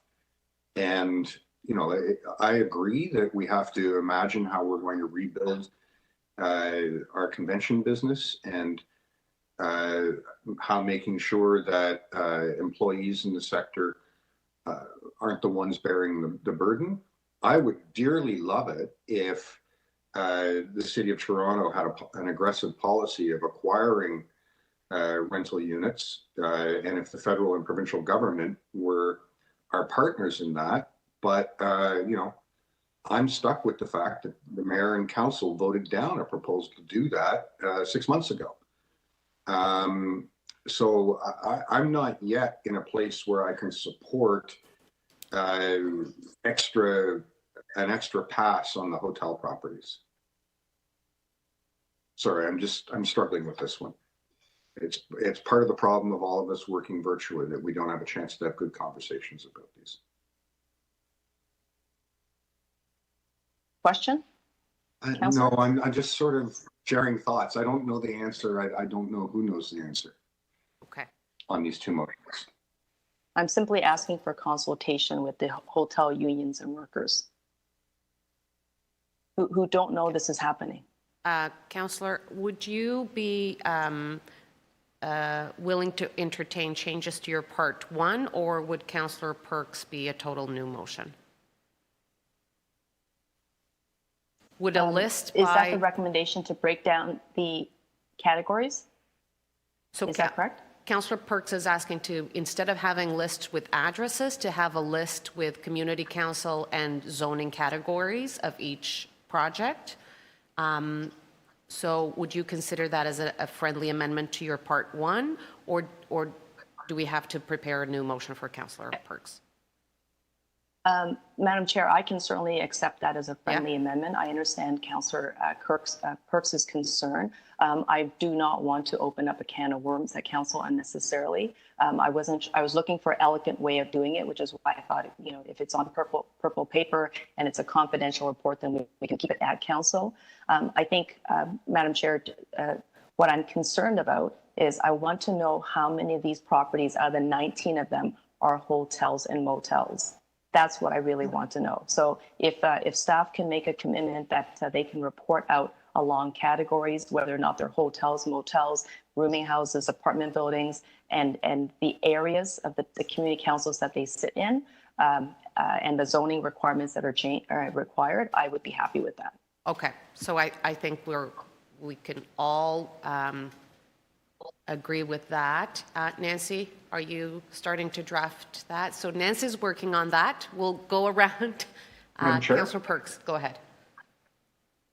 I have an idea on the second part, which is the making sure that workers who might be affected by this have some kind of understanding.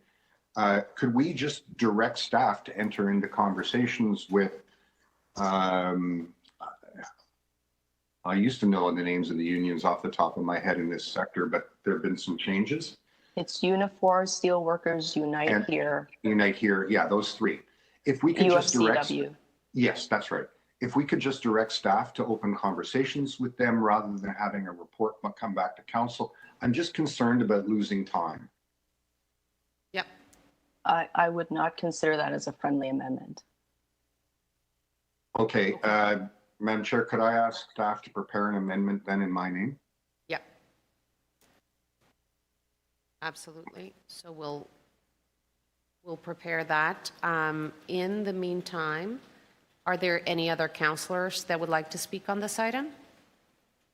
Can you send it to the councillors? So clerks, Councillor Wong Tam and Councillor Perks, clerks will be sending you the wording to see if you can agree on the part 1, and Councillor Perks, we will be working on a new motion for you. Councillor Perks, you have a question. Thank you, Madam Chair. If I could just ask for a favor, I am having some bizarre trouble with my laptop. Rather than posting it through the meeting monitor, if I could have them emailed to me, that would be helpful. Yep, she's doing that right now. Thank you. And any other speakers on the item? Yes. Councillor Fletcher.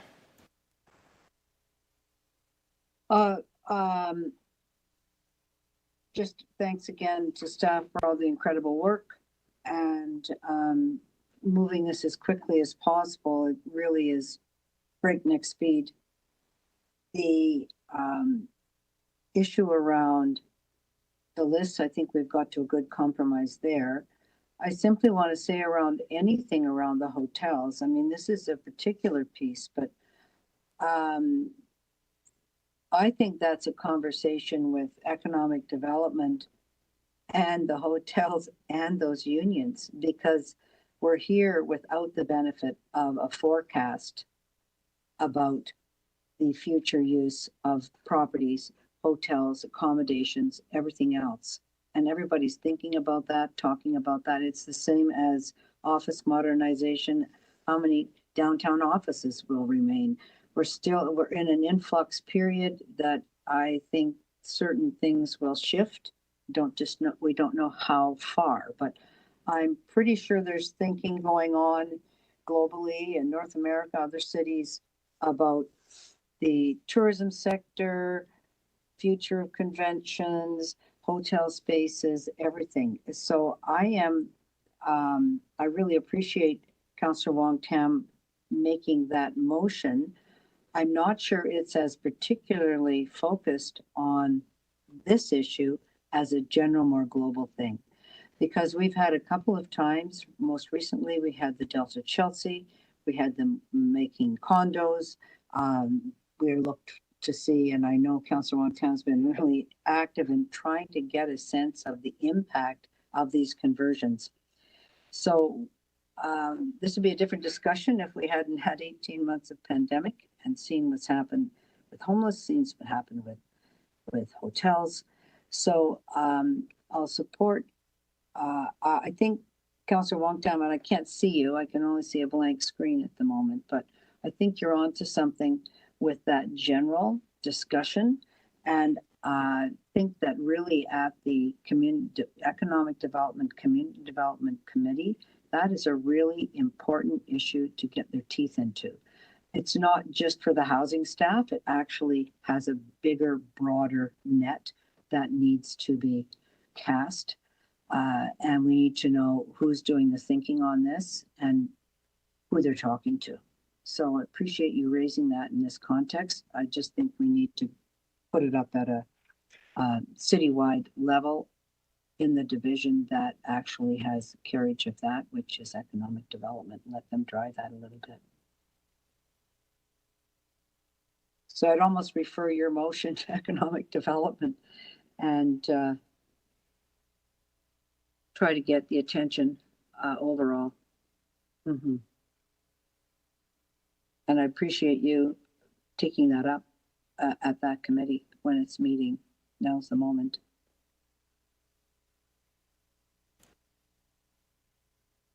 Give me 1 second over here. I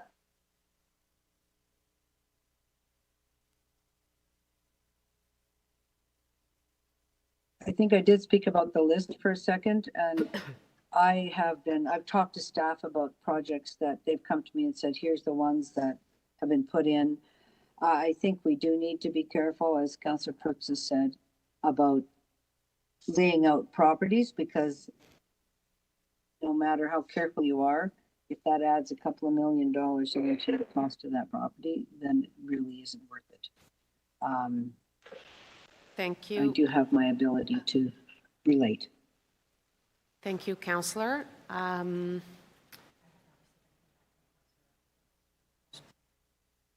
So Clerks has not received still anything from Councillor Wong-Tam and Councillor Perks. I'm going to say a few words, and then if need be, we'll stand the item now if the motions are not yet ready, and it'll give us some time to do that. I just want to make a couple of comments. Once again, I really want to thank staff for the work that they've done with rapid housing. You know, when the pandemic hit, we brought together a table of stakeholders.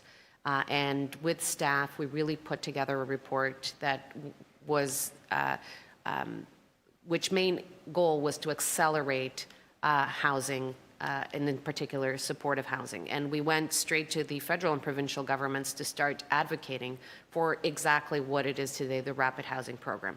This was advocacy that was done not only by our city, but eventually by FCM and cities across the country to have this kind of response towards the pandemic. Not only respond with shelter spaces, but come out of it with much larger number of supportive housing units. And they've responded, and our staff responded, and the sector responded. It was an overwhelming response for the phase one, to the fact that they've recognized that and launched phase two. So thank you to everybody that really has been involved. I know that as staff explained, this program is not, we're not allowed to buy existing residential stock. So that reduces the kinds of properties that we are allowed to purchase. We haven't been able to do rooming houses. It has been something that we've asked the federal government to consider changing some of that because we think it would be a good change, but it's not. So right now we are doing a lot of modular and we are doing acquisitions. The other thing that I wanted to mention is, and I'm going to use the example of some of the hotels that we've bought. So we have bought 222 Spadina, that was a hotel, and then it was used as a shelter, and now we're acquiring for supportive housing. So when we talk about convention spaces and the hotel space, yes, these are all good things, but we're not taking out of the market, really, hotels that are used by, people that come to the conventions in Toronto. So is there an issue that needs to be looked at? We know that there is. This has been a conversation that we've had at council with regards to hotels, with regards to our convention business, with regards to loss of hotel rooms. This is something that we've asked our staff to look into. So there's no question there's an issue that as a city we need to deal with. But that's not conflate that with some of the properties that we're buying now for much, much needed supportive housing. On top of it, knowing and understanding that if there is a willingness to sell these properties, there's not much that would stop any developer out there to actually buy it. And if we don't buy it for supportive housing, ended up being just another development in our communities. And when the need is so great to have these supportive housing built and available for the residents of Toronto, I think these are properties that are important to look at. Understanding, like I said, that there is that sector out there with the hotels that we're doing some work, and like Councillor Fletcher said, I think economic development has had some reports and some work done around this. It is an area that I think needs further discussion, and I hope that our colleagues at that committee will look into that, and then all of us at council have the opportunity to deal with this. So with those words, we still don't have anything confirmed. So I'm going to stand the item. Councillor Perks, go ahead. It's going to take me a minute. I'm struggling to get it done. Yeah, no problem. Why don't we stand this item down, give you a couple of minutes, and we do have on item 26.7, creating 40 new supportive homes at 11 Brock Avenue. We have a speaker, so I'm going to let the speaker speak, and hopefully will give us a few more minutes. Mark Richardson. Good morning, councillors. Good morning. Again. Go ahead. You have 5 first minutes. of all, before I start, I would like to congratulate the committee, the staff, and Councillor Perks on your request for a minister's zoning order this morning for the site at 150 Dunn Ave, which will be creating 51 approximate new units of supportive housing in Councillor Perks' ward. Really good pace on that, considering that the first meeting was June 4th, and now here we are in middle of September, late September, and we're already making the request for MZO. That's really the kind of pace we need to be at. Specific to the site that we are talking about now at 11 Brock, our volunteers from Housing Now TO, Civic Tech and Open Data Project are very encouraged to see the city finally moving forward on development of new and supportive housing on this 11 Brock Ave site in Parkdale. The province, via the LCBO, declared this 2.6 acre site surplus back in July of 2015. So it's taken over 6 years to get to the decision point that is before you today. We strongly support the intent of this Brock Ave redevelopment project, and we agree with the September 4th, 2019 letter that was submitted to your committee over 2 years ago by the Parkdale Neighborhood Community Land Trust, which recommended the development should maximize the site for housing. However, our volunteers are deeply troubled by the title of the item that is before you today, creating 40 new supportive homes at 11 Brock Ave, and the incredibly small 3-story with a step back, 4-story with a step back at the 3rd floor building massing that staff have provided in the attachments on this item. That clearly does not maximize housing. We would respectfully suggest that during a housing crisis, the City of Toronto cannot afford to squander 0.25 acres of serviced surplus government land in the near core areas of Toronto. This is going to be purpose-built, affordable, and supportive housing development, but it's currently only targeted to achieve 40 units, a lower unit count than any of the modular housing sites that you've developed so far. For some context, this 11 Brock Avenue site is at the corner of Brock and Noble, which is only 75 meters from the 24-hour TTC streetcar lines on West Queen West, and is only 150 meters away from a 5.5-story, 13.5-meter warehouse building that is now condominium apartments at 24 Noble.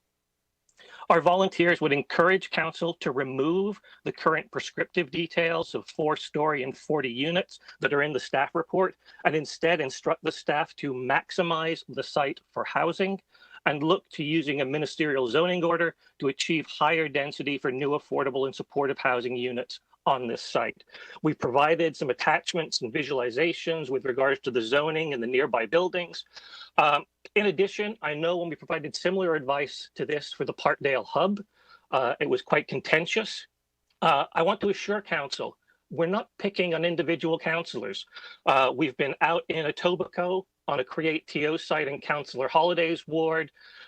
We were out at Scarborough Council last Friday for the 80 Dale site, which is going to be back at your meeting in a few weeks.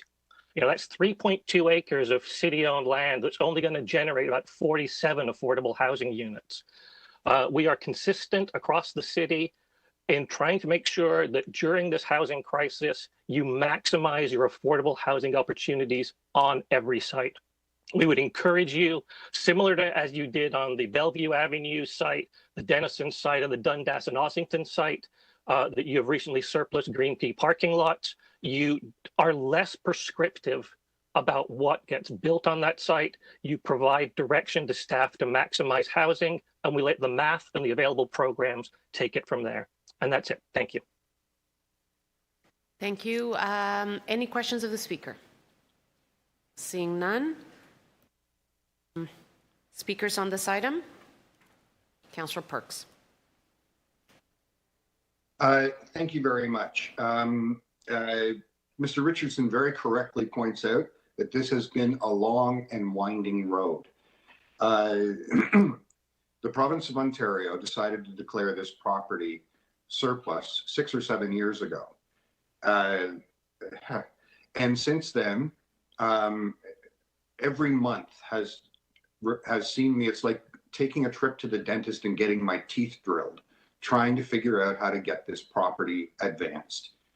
At the beginning of the process, the province illegally did not inform the City of Toronto that the property was surplus, even though it's a requirement in their own law to let the local municipality know. They claim that they did, and we actually had to have Toronto City clerks go back through every single piece of correspondence we have ever received from the province of Ontario to prove that they had not given us an opportunity to buy it. Only after that were we able to begin the conversation. Then the province of Ontario threw up every obstacle they could conceive of, trying to put new terms on the offer to purchase that were unlike anything we have ever seen before. Then they suddenly decided maybe it's not surplus, maybe we need it for a cannabis store. And then they decided not to do that. This has been painful, just painful. And it underscores the fact that the province of Ontario has little or no interest in working cooperatively with the City of Toronto to build affordable housing. It's exhausting to get this done. It's only because I've had enormous support from the community and members of the Toronto Public Service who have put up with my monthly calls for 6 years now to advance this project. So I want to really congratulate them. I want to briefly address the points Mr. Richardson made about the number of units and the size of this building. Absolutely, there are properties in the City of Toronto where you can build a lot more than 4 stories, and you should. I just want to alert people that this is in a neighborhood designated area. There's been a lot of conversation about how we have to intensify use in our neighborhood using what's called the missing middle. These are the smaller buildings. They're not, the mid-rise buildings that we build on our avenue, but they're efforts to try to replace, the 2- and 3-story properties with big lot sizes and do apartment building style, like what is being proposed here. This is literally the kind of thing that community activists such as Mr. Richardson are always asking council to consider. And here we are doing it, and suddenly it's not enough.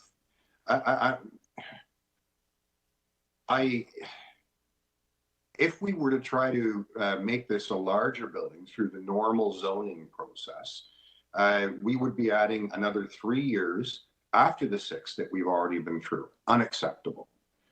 If we take Mr. Richardson's suggestion that we use a ministerial zoning order, well, I've got to tell you, for the Rapid Housing Initiative projects, we've got to use a ministerial zoning order because the federal government requires we spend the money within a year or 2.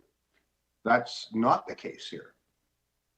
I just don't see how ignoring the official plan completely because, a few activists feel like this should be a couple stories bigger is an acceptable reason to throw out all planning process in the city of Toronto. I shake my head hearing it. Anyway, thank you. And congratulations to everyone in the Toronto Public Service. Maybe soon I can stop phoning you every month and asking for an update on this project. Thank you, Councillor Perks. Any other speakers on this item? Councillor Fletcher? Yes, I do. I just want to acknowledge the doggedness of Councillor Perks in all of the facets of affordable housing in Parkdale. Yes, this was across the street from the fabric store. It was a really different corner. It's very much under residential. It was up the street, basically, beside individual homes.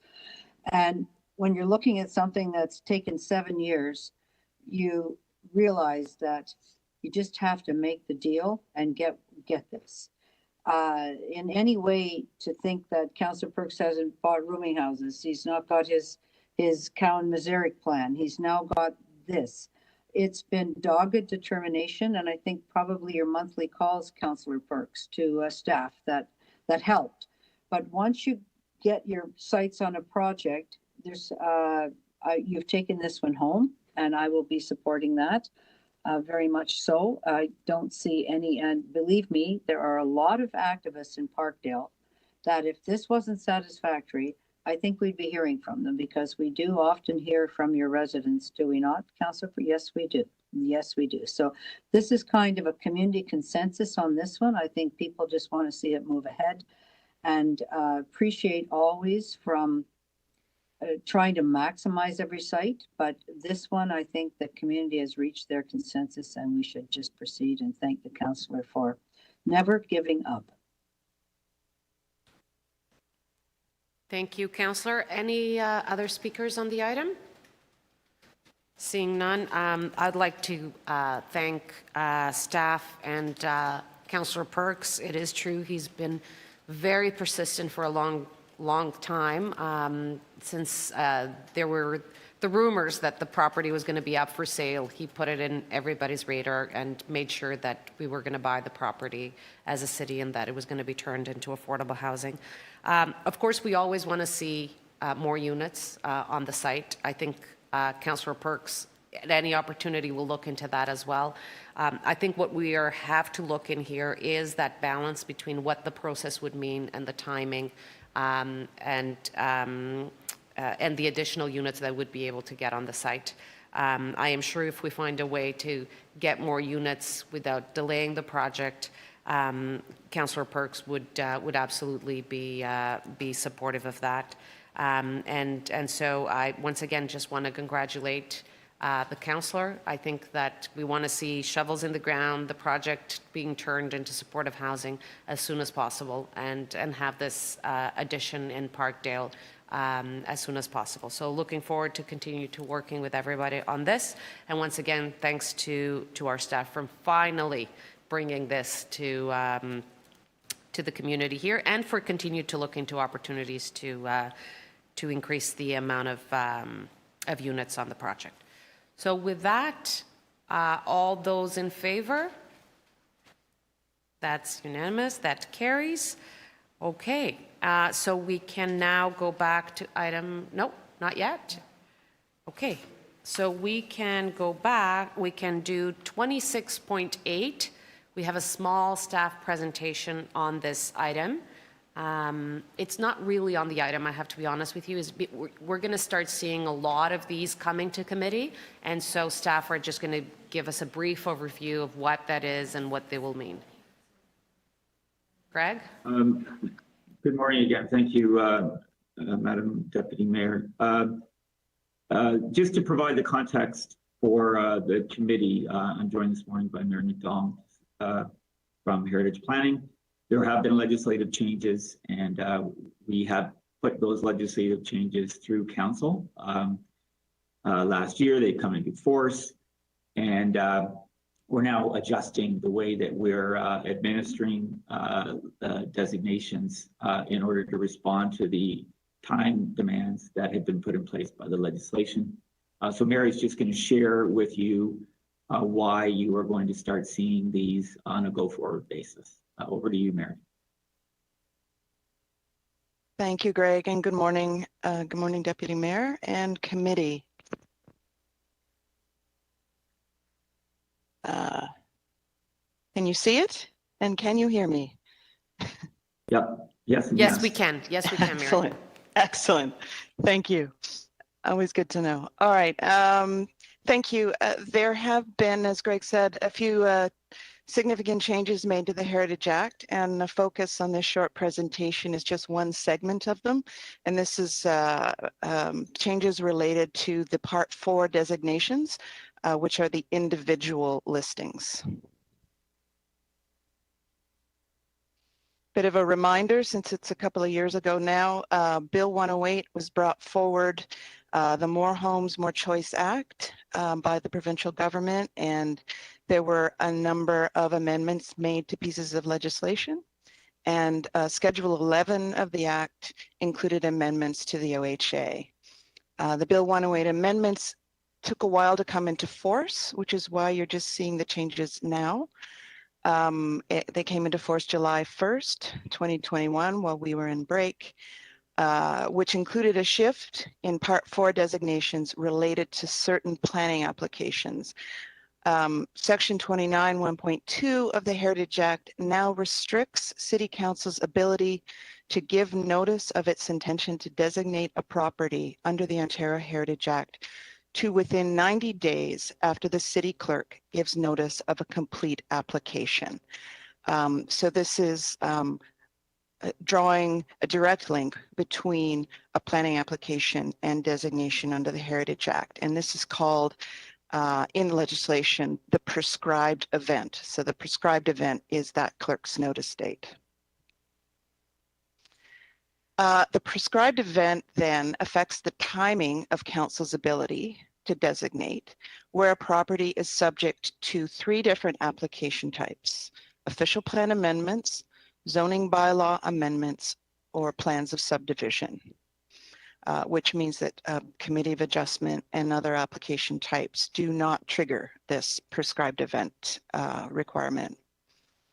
So council must state its intention to designate a property that is involved in one of these applications, listed not on the register or otherwise, within 90 days of the clerk giving notice that the application is complete.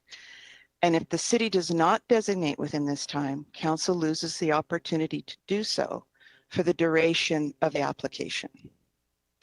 So to give you a sense of the flow, council must consult with the Toronto Preservation Board, state its intention to designate, and serve notice of this intent all prior to the 90-day period expiring. And a couple other highlights related to designation is there's now a new two-part objection and appeal process. And this is relevant because you will begin to see addresses twice on the agenda, perhaps one or two cycles apart. The first one, you will see the recommendations relating to council designation. There's an objection period. An owner can object to the notice, and that objection has to be reported back to the Planning and Housing Committee for staff reviews the objection, and then will write a report indicating whether or not we would recommend council continue with the designation, or perhaps we might modify the statement of significance based on new information received. There are a number of possibilities, but you're not seeing things if you see things twice. Only if someone objects. And then at the end of the process, after the objection gets reported out to council, then there is an appeal period. And that appeal period then follows the typical way of being taken to a tribunal. Difference being, we used to have a conservation review board, and now the designation appeals go to the Ontario Land Tribunal. So finally, and sort of the bow on this for you today, is that the standalone Part 4 designation reports are now being routed through Planning and Housing Committee. We did make this recommendation to this committee along with a number of changes to the municipal code. So council has approved this routing. This is just the first meeting. We've had an opportunity to put it in place. This will streamline and consolidate a single committee path to council. This is really helpful, particularly with these virtual meetings where all the community councils are on different days, and timing is really, really critical. And it also confirms the citywide significance of designated heritage properties. Heritage designations are approved by council, recommended by council, and so properties are considered to not just be they may have special importance to individual districts and wards and streets and neighborhoods, but they are also important to the entire city. So as a citywide function, planning and housing is the place to be. So you'll see the objection reports. And just a minor note, in case this happens, we did through that municipal code change also get a special authority for the chief planner to report directly to council when there are urgent Heritage Act matters, because timing is such an issue for us. We will always endeavor to come through this committee, but if we're running out of time, we will need to go directly to council, but we will still be required to go to the Toronto Preservation Board, so there will be a public moment for the reports to be heard. And we also have the ability to agree to time extensions. We are seeking time extensions and waivers for all applicants, hoping to give a little breathing space within the conversation. So I have more detailed information if anybody wishes to ask questions, but that sort of puts it in a nutshell for you all. Thank you.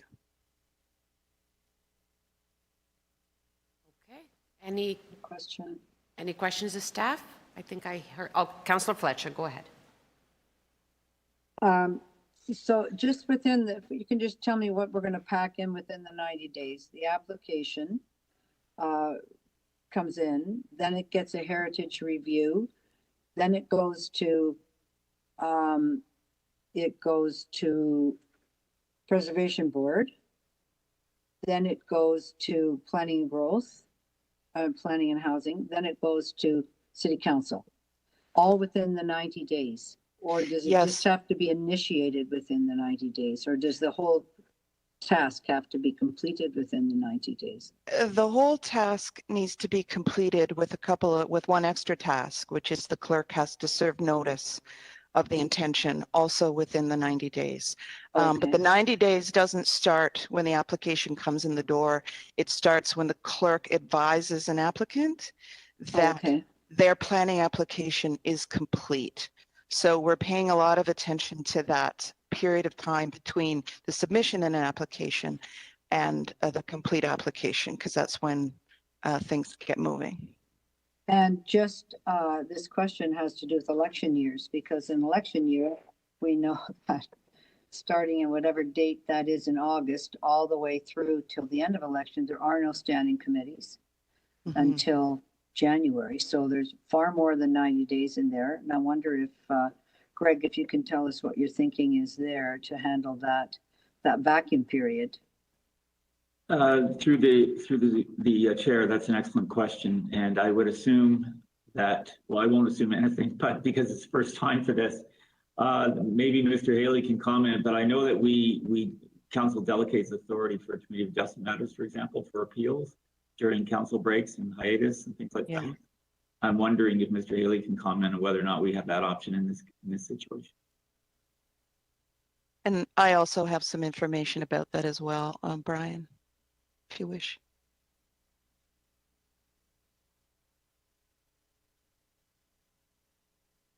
Not sure who's commenting. Brian, I can't hear you, Brian, if you're speaking.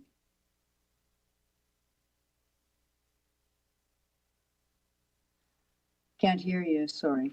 Your audio doesn't look like it's connected somehow. Maybe Mary can help in the interim. Sure. Thank you, through the chair. Unfortunately, the legislation did not build in any delegations for this purpose. City of Toronto, in commenting on the regulations, did raise this point, but there are also other timing implications to other aspects of the Act to do with bylaws. They've now put a period of time when bylaws have to be brought forward. Those may well take us outside of certainly council breaks. So it is, there are discussions happening currently with city clerks and city legal with consideration of actually calling special meetings to deal with this.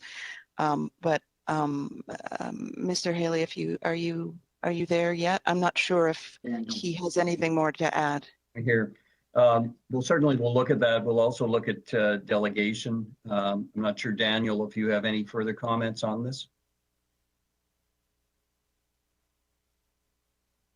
Through the chair, not at this time, but we will be speaking. I'm not sure if am I still muted? We can hear you. Good. We are speaking with the city clerk's office in terms of looking at the calendar for next year and trying to address the time deficiencies if there are any. So that will be a conversation with the city clerk and will be considered as part of the report that goes to executive committee. So if I can, what I heard from Mary is that there is no delegation here. So you're looking at what would be required even in the hiatus period to have an emergency meeting to accomplish some of these things. Is that right, Mary? Did I hear you right? Yeah, it's very possible. I mean, we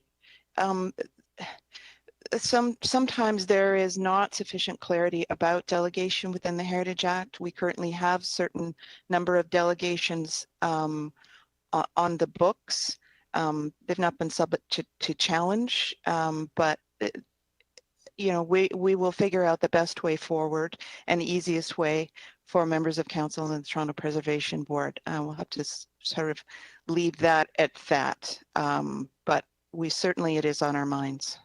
And can I just ask Mr. Haley around that? Is it in law that there can't be any council-related meetings between the end of the and last city council meeting or whatever it is to the 5th of December until January? Just legally, what is that? That is an issue, Councillor, and that's part of what we will be looking at. And what is the current situation? It's not legal or it's just not practice? That was your last question. That we'll have to report back on. Pardon me, I couldn't hear him over top of somebody telling me that was my last question. We'll have to advise on that, Councillor. It's part of further report. Thank you. Thank you. Councillor Nunziata. I just have a question on the Heritage Act. So if a property, if a home is designated heritage, years ago, and it is heritage. And is the land designated as heritage as well? For example, I have one in my ward where the home is designated heritage, but there's a committee of adjustment application to sever the property. Is the land not designated as well? Will we designate heritage? Yes, through the chair. The Heritage Act speaks to properties, and properties have land survey boundaries, and on those properties are certain attributes, which could be buildings or features on the property. So yes, it would be the entire property. So we were told by Preservation Services is that they can't pose this application because when it was designated many years ago, that there needs to be technical amendments made to this property. So this applicant can come forward and sever the property into two separate lots. So that's legal? I think yes, in the sense that the older designations tend to not have enough detail in them about all of the elements on the property that are considered the attributes. So while the property boundaries may be designated, we have to review whether or not there would be an impact on the stated heritage values of the property as a result of any changes to the property boundaries. So our recommendations have to be based on what exists, and if the size of the lot and the location of various elements are not spelled out in a designation, then it is very difficult to defend that. But I'm certainly, I understand, and I'm receiving messages from staff that there have been conversations. Very happy to take this offline with you if you have further questions.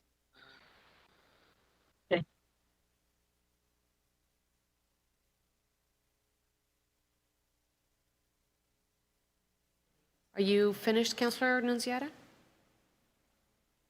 Yeah. Okay. Any other questions of staff? Seeing none. Speakers on the item? Seeing none. On the item, vote. All those in favor? And that carries. Okay, so that now brings us back to 26.4. Nancy, are we ready? Yes.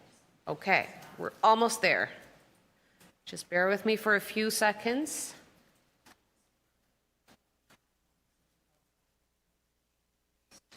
Okay. So if I could ask the clerk to put Councillor Wong Tam's motion as amended by Councillor Perks. And if councillors, you can take a look just to make sure that we've captured the language.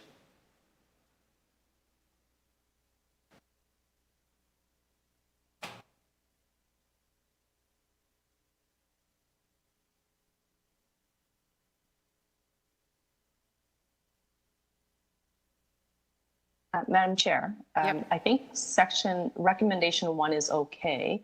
I took Councillor Fletcher's suggestion as potential friendly advice for an amendment to recommendation number 2, and then to report that information back to the October 21st, 2021 meeting of the Economic and Community Development Committee.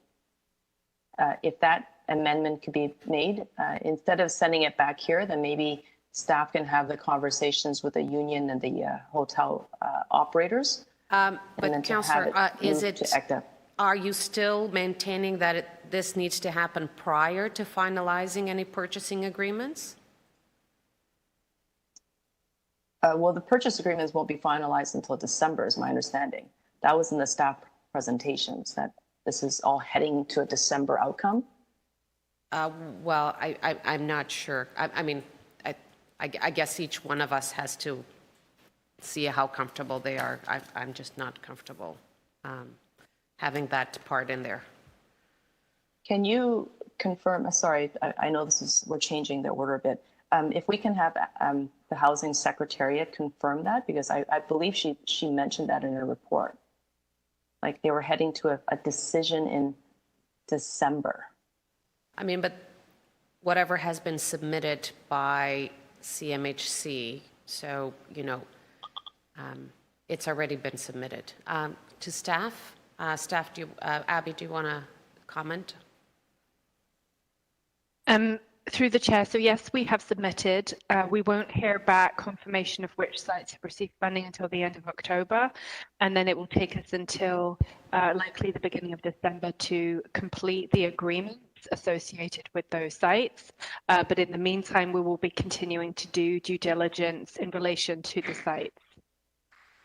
So it's unlikely, as the councillor has articulated, that we would close on properties prior to the end of November, early December, unless we're able to expedite the agreements with CMHC. And then the only exception would be if non-profits are if they already own buildings that they are looking to renovate as part of the Rapid Housing Initiative, then there would obviously be no acquisition or closure, and the projects would move ahead subject to the funding. But you would run the risk of having CMHC granting you the funding for a specific property and us having to go back and saying, no, we don't want the funding anymore for this property? You would? That through the chair, that's correct, yes. Okay. Madam Chair, I'm not taking away the delegated authority from staff. I'm just wanting to make sure that we are able to take a look at the whole picture and the impact of pursuing hotels aggressively. I understand, Councillor. I think there's a risk that comes with that. But there's also, the public has a right to know this information. And I think the unions, especially the hotel workers who are expecting to go back to work, they also would like to know what's going on. And right now, no one's had any conversations with them whatsoever. We're talking about thousands of jobs. I doubt that it's thousands of jobs, Councillor, but we don't know how many hotels are on the list. It can easily be thousands of jobs. Madam Speaker, Madam Chair, the only thing I wanted to make sure we have is an opportunity for consultation. It's not to remove the staff's delegated authority. That still is entirely intact. If it's only the Secretariat if it's only consultation, Councillor, so then why have that line in there? You're clearly wanting to impact the purchase and sale of certain properties. Otherwise, you know, you can still consult on the broader issue, on the big picture, on the broader issue. I think there's a point there and we should consult, but you're clearly using this to affect the purchase of a property. So what is sorry, maybe I'm misunderstanding the point. What are you concerned about? That comments and further recommendations prior to finalizing any hotel purchase agreements. So this, I have concerns with that this could impact the purchase of any hotel. That is part. Not touching staff's delegated authority. I want staff to consider what the operators will have to say and the hotel unions and the workers will have to say, and then they can make their final decision. I just want to make sure that there's a whole approach to it. Chair? Councillor Perks. Go ahead, Gordon. So I'd like to make a suggestion that I think gives Councillor Wong Tam what she's looking for and gives the affordable housing the assurance they need in order to continue their work. I think it's completely appropriate and important that we have a conversation about total hotel supply and about employment in that sector. And we should direct staff to go do that work together with the unions. Great. What we should not do, though, is have this come back to this committee and council in a way that interferes with current applications. So if we just take the report back off and direct them to go start that conversation with the unions and economic development, I would be satisfied. Councillor Fletcher? Yeah, I was going to suggest the same thing. So, because I don't think there can be a report back by that date, but really what Councillor Wong Tam has flagged is this is a bigger conversation. Sometimes we get into these pieces, bigger conversation, we proceed in that role, but now we need to have a much clearer understanding of what should be available, what's out there, what the future of the industry is, what's happening in North America with hotels. So if you take that motion and if we could put it in 2 parts, that's why I wanted to see that motion when I vote on it. Could I see it again, please? Can we put back can we put the Councillor Wong Tam's motion back up? Thank you.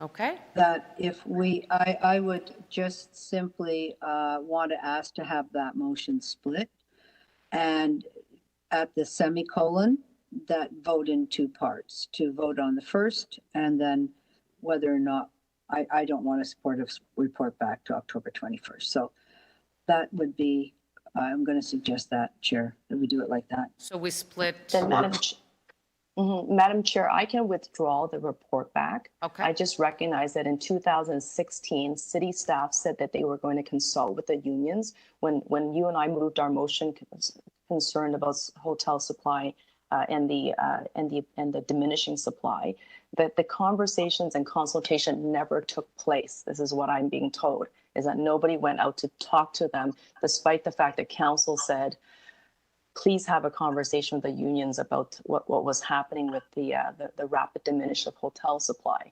And so that's the only reason why I put it in there, is I wanted to make sure that the conversation took place. If staff today are absolutely saying, don't worry, councillors, the conversation will take place and it's going to be fulsome, then I would be agreeable to taking that report back out. It's just that 5 years ago, we asked them to do it and it wasn't done. Okay. And if that's it, and it could be a very elegant suggestion, Madam Chair, is that we strike out the report back. Okay.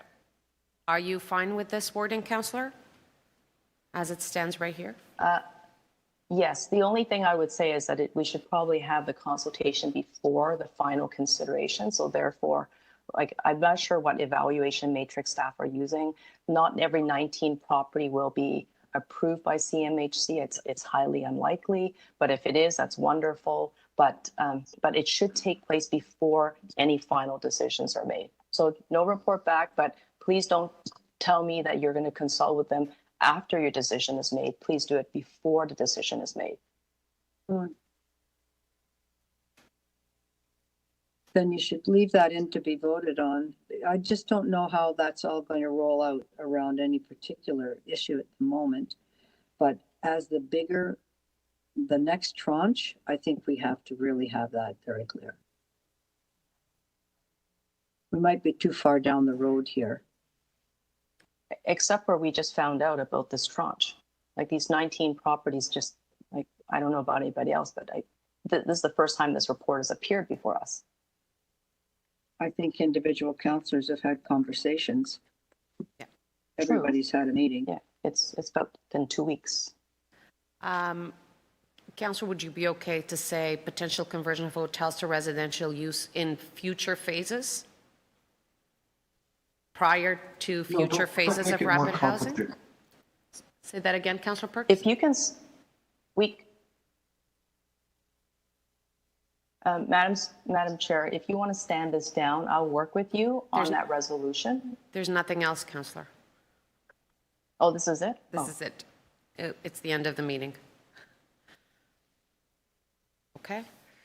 May I suggest? Yes, thank you. May I suggest that we leave it like this, and if we need to add anything, we do it at council? Okay, that's fine. Okay. Okay. Thank you, Councillor Wong Tam. Yes, I appreciate thank you. your flexibility on this. Absolutely, Councillor. You're all very welcome. As long as the issue's been raised and everybody knows what I'm trying to do. Thank you. Okay, so all those in favor of Councillor Wong Tam's motion? That carries. So does Councillor Perks still have a motion, or I think it's redundant because we cover it, right, Councillor? That ties it all up. Thank you. Yep. Thank you so much. So item as amended, all those in favor? And that carries. And that concludes our business for today. Committee, thank you. This is very unusual of our planning and housing, but let me tell you that we have some heavy agendas coming, and we're adding more days to our schedules already for this fall and for next year. We have very, very busy agendas ahead of us. So thank you. Enjoy your afternoon today, but don't make it a habit. Thank you.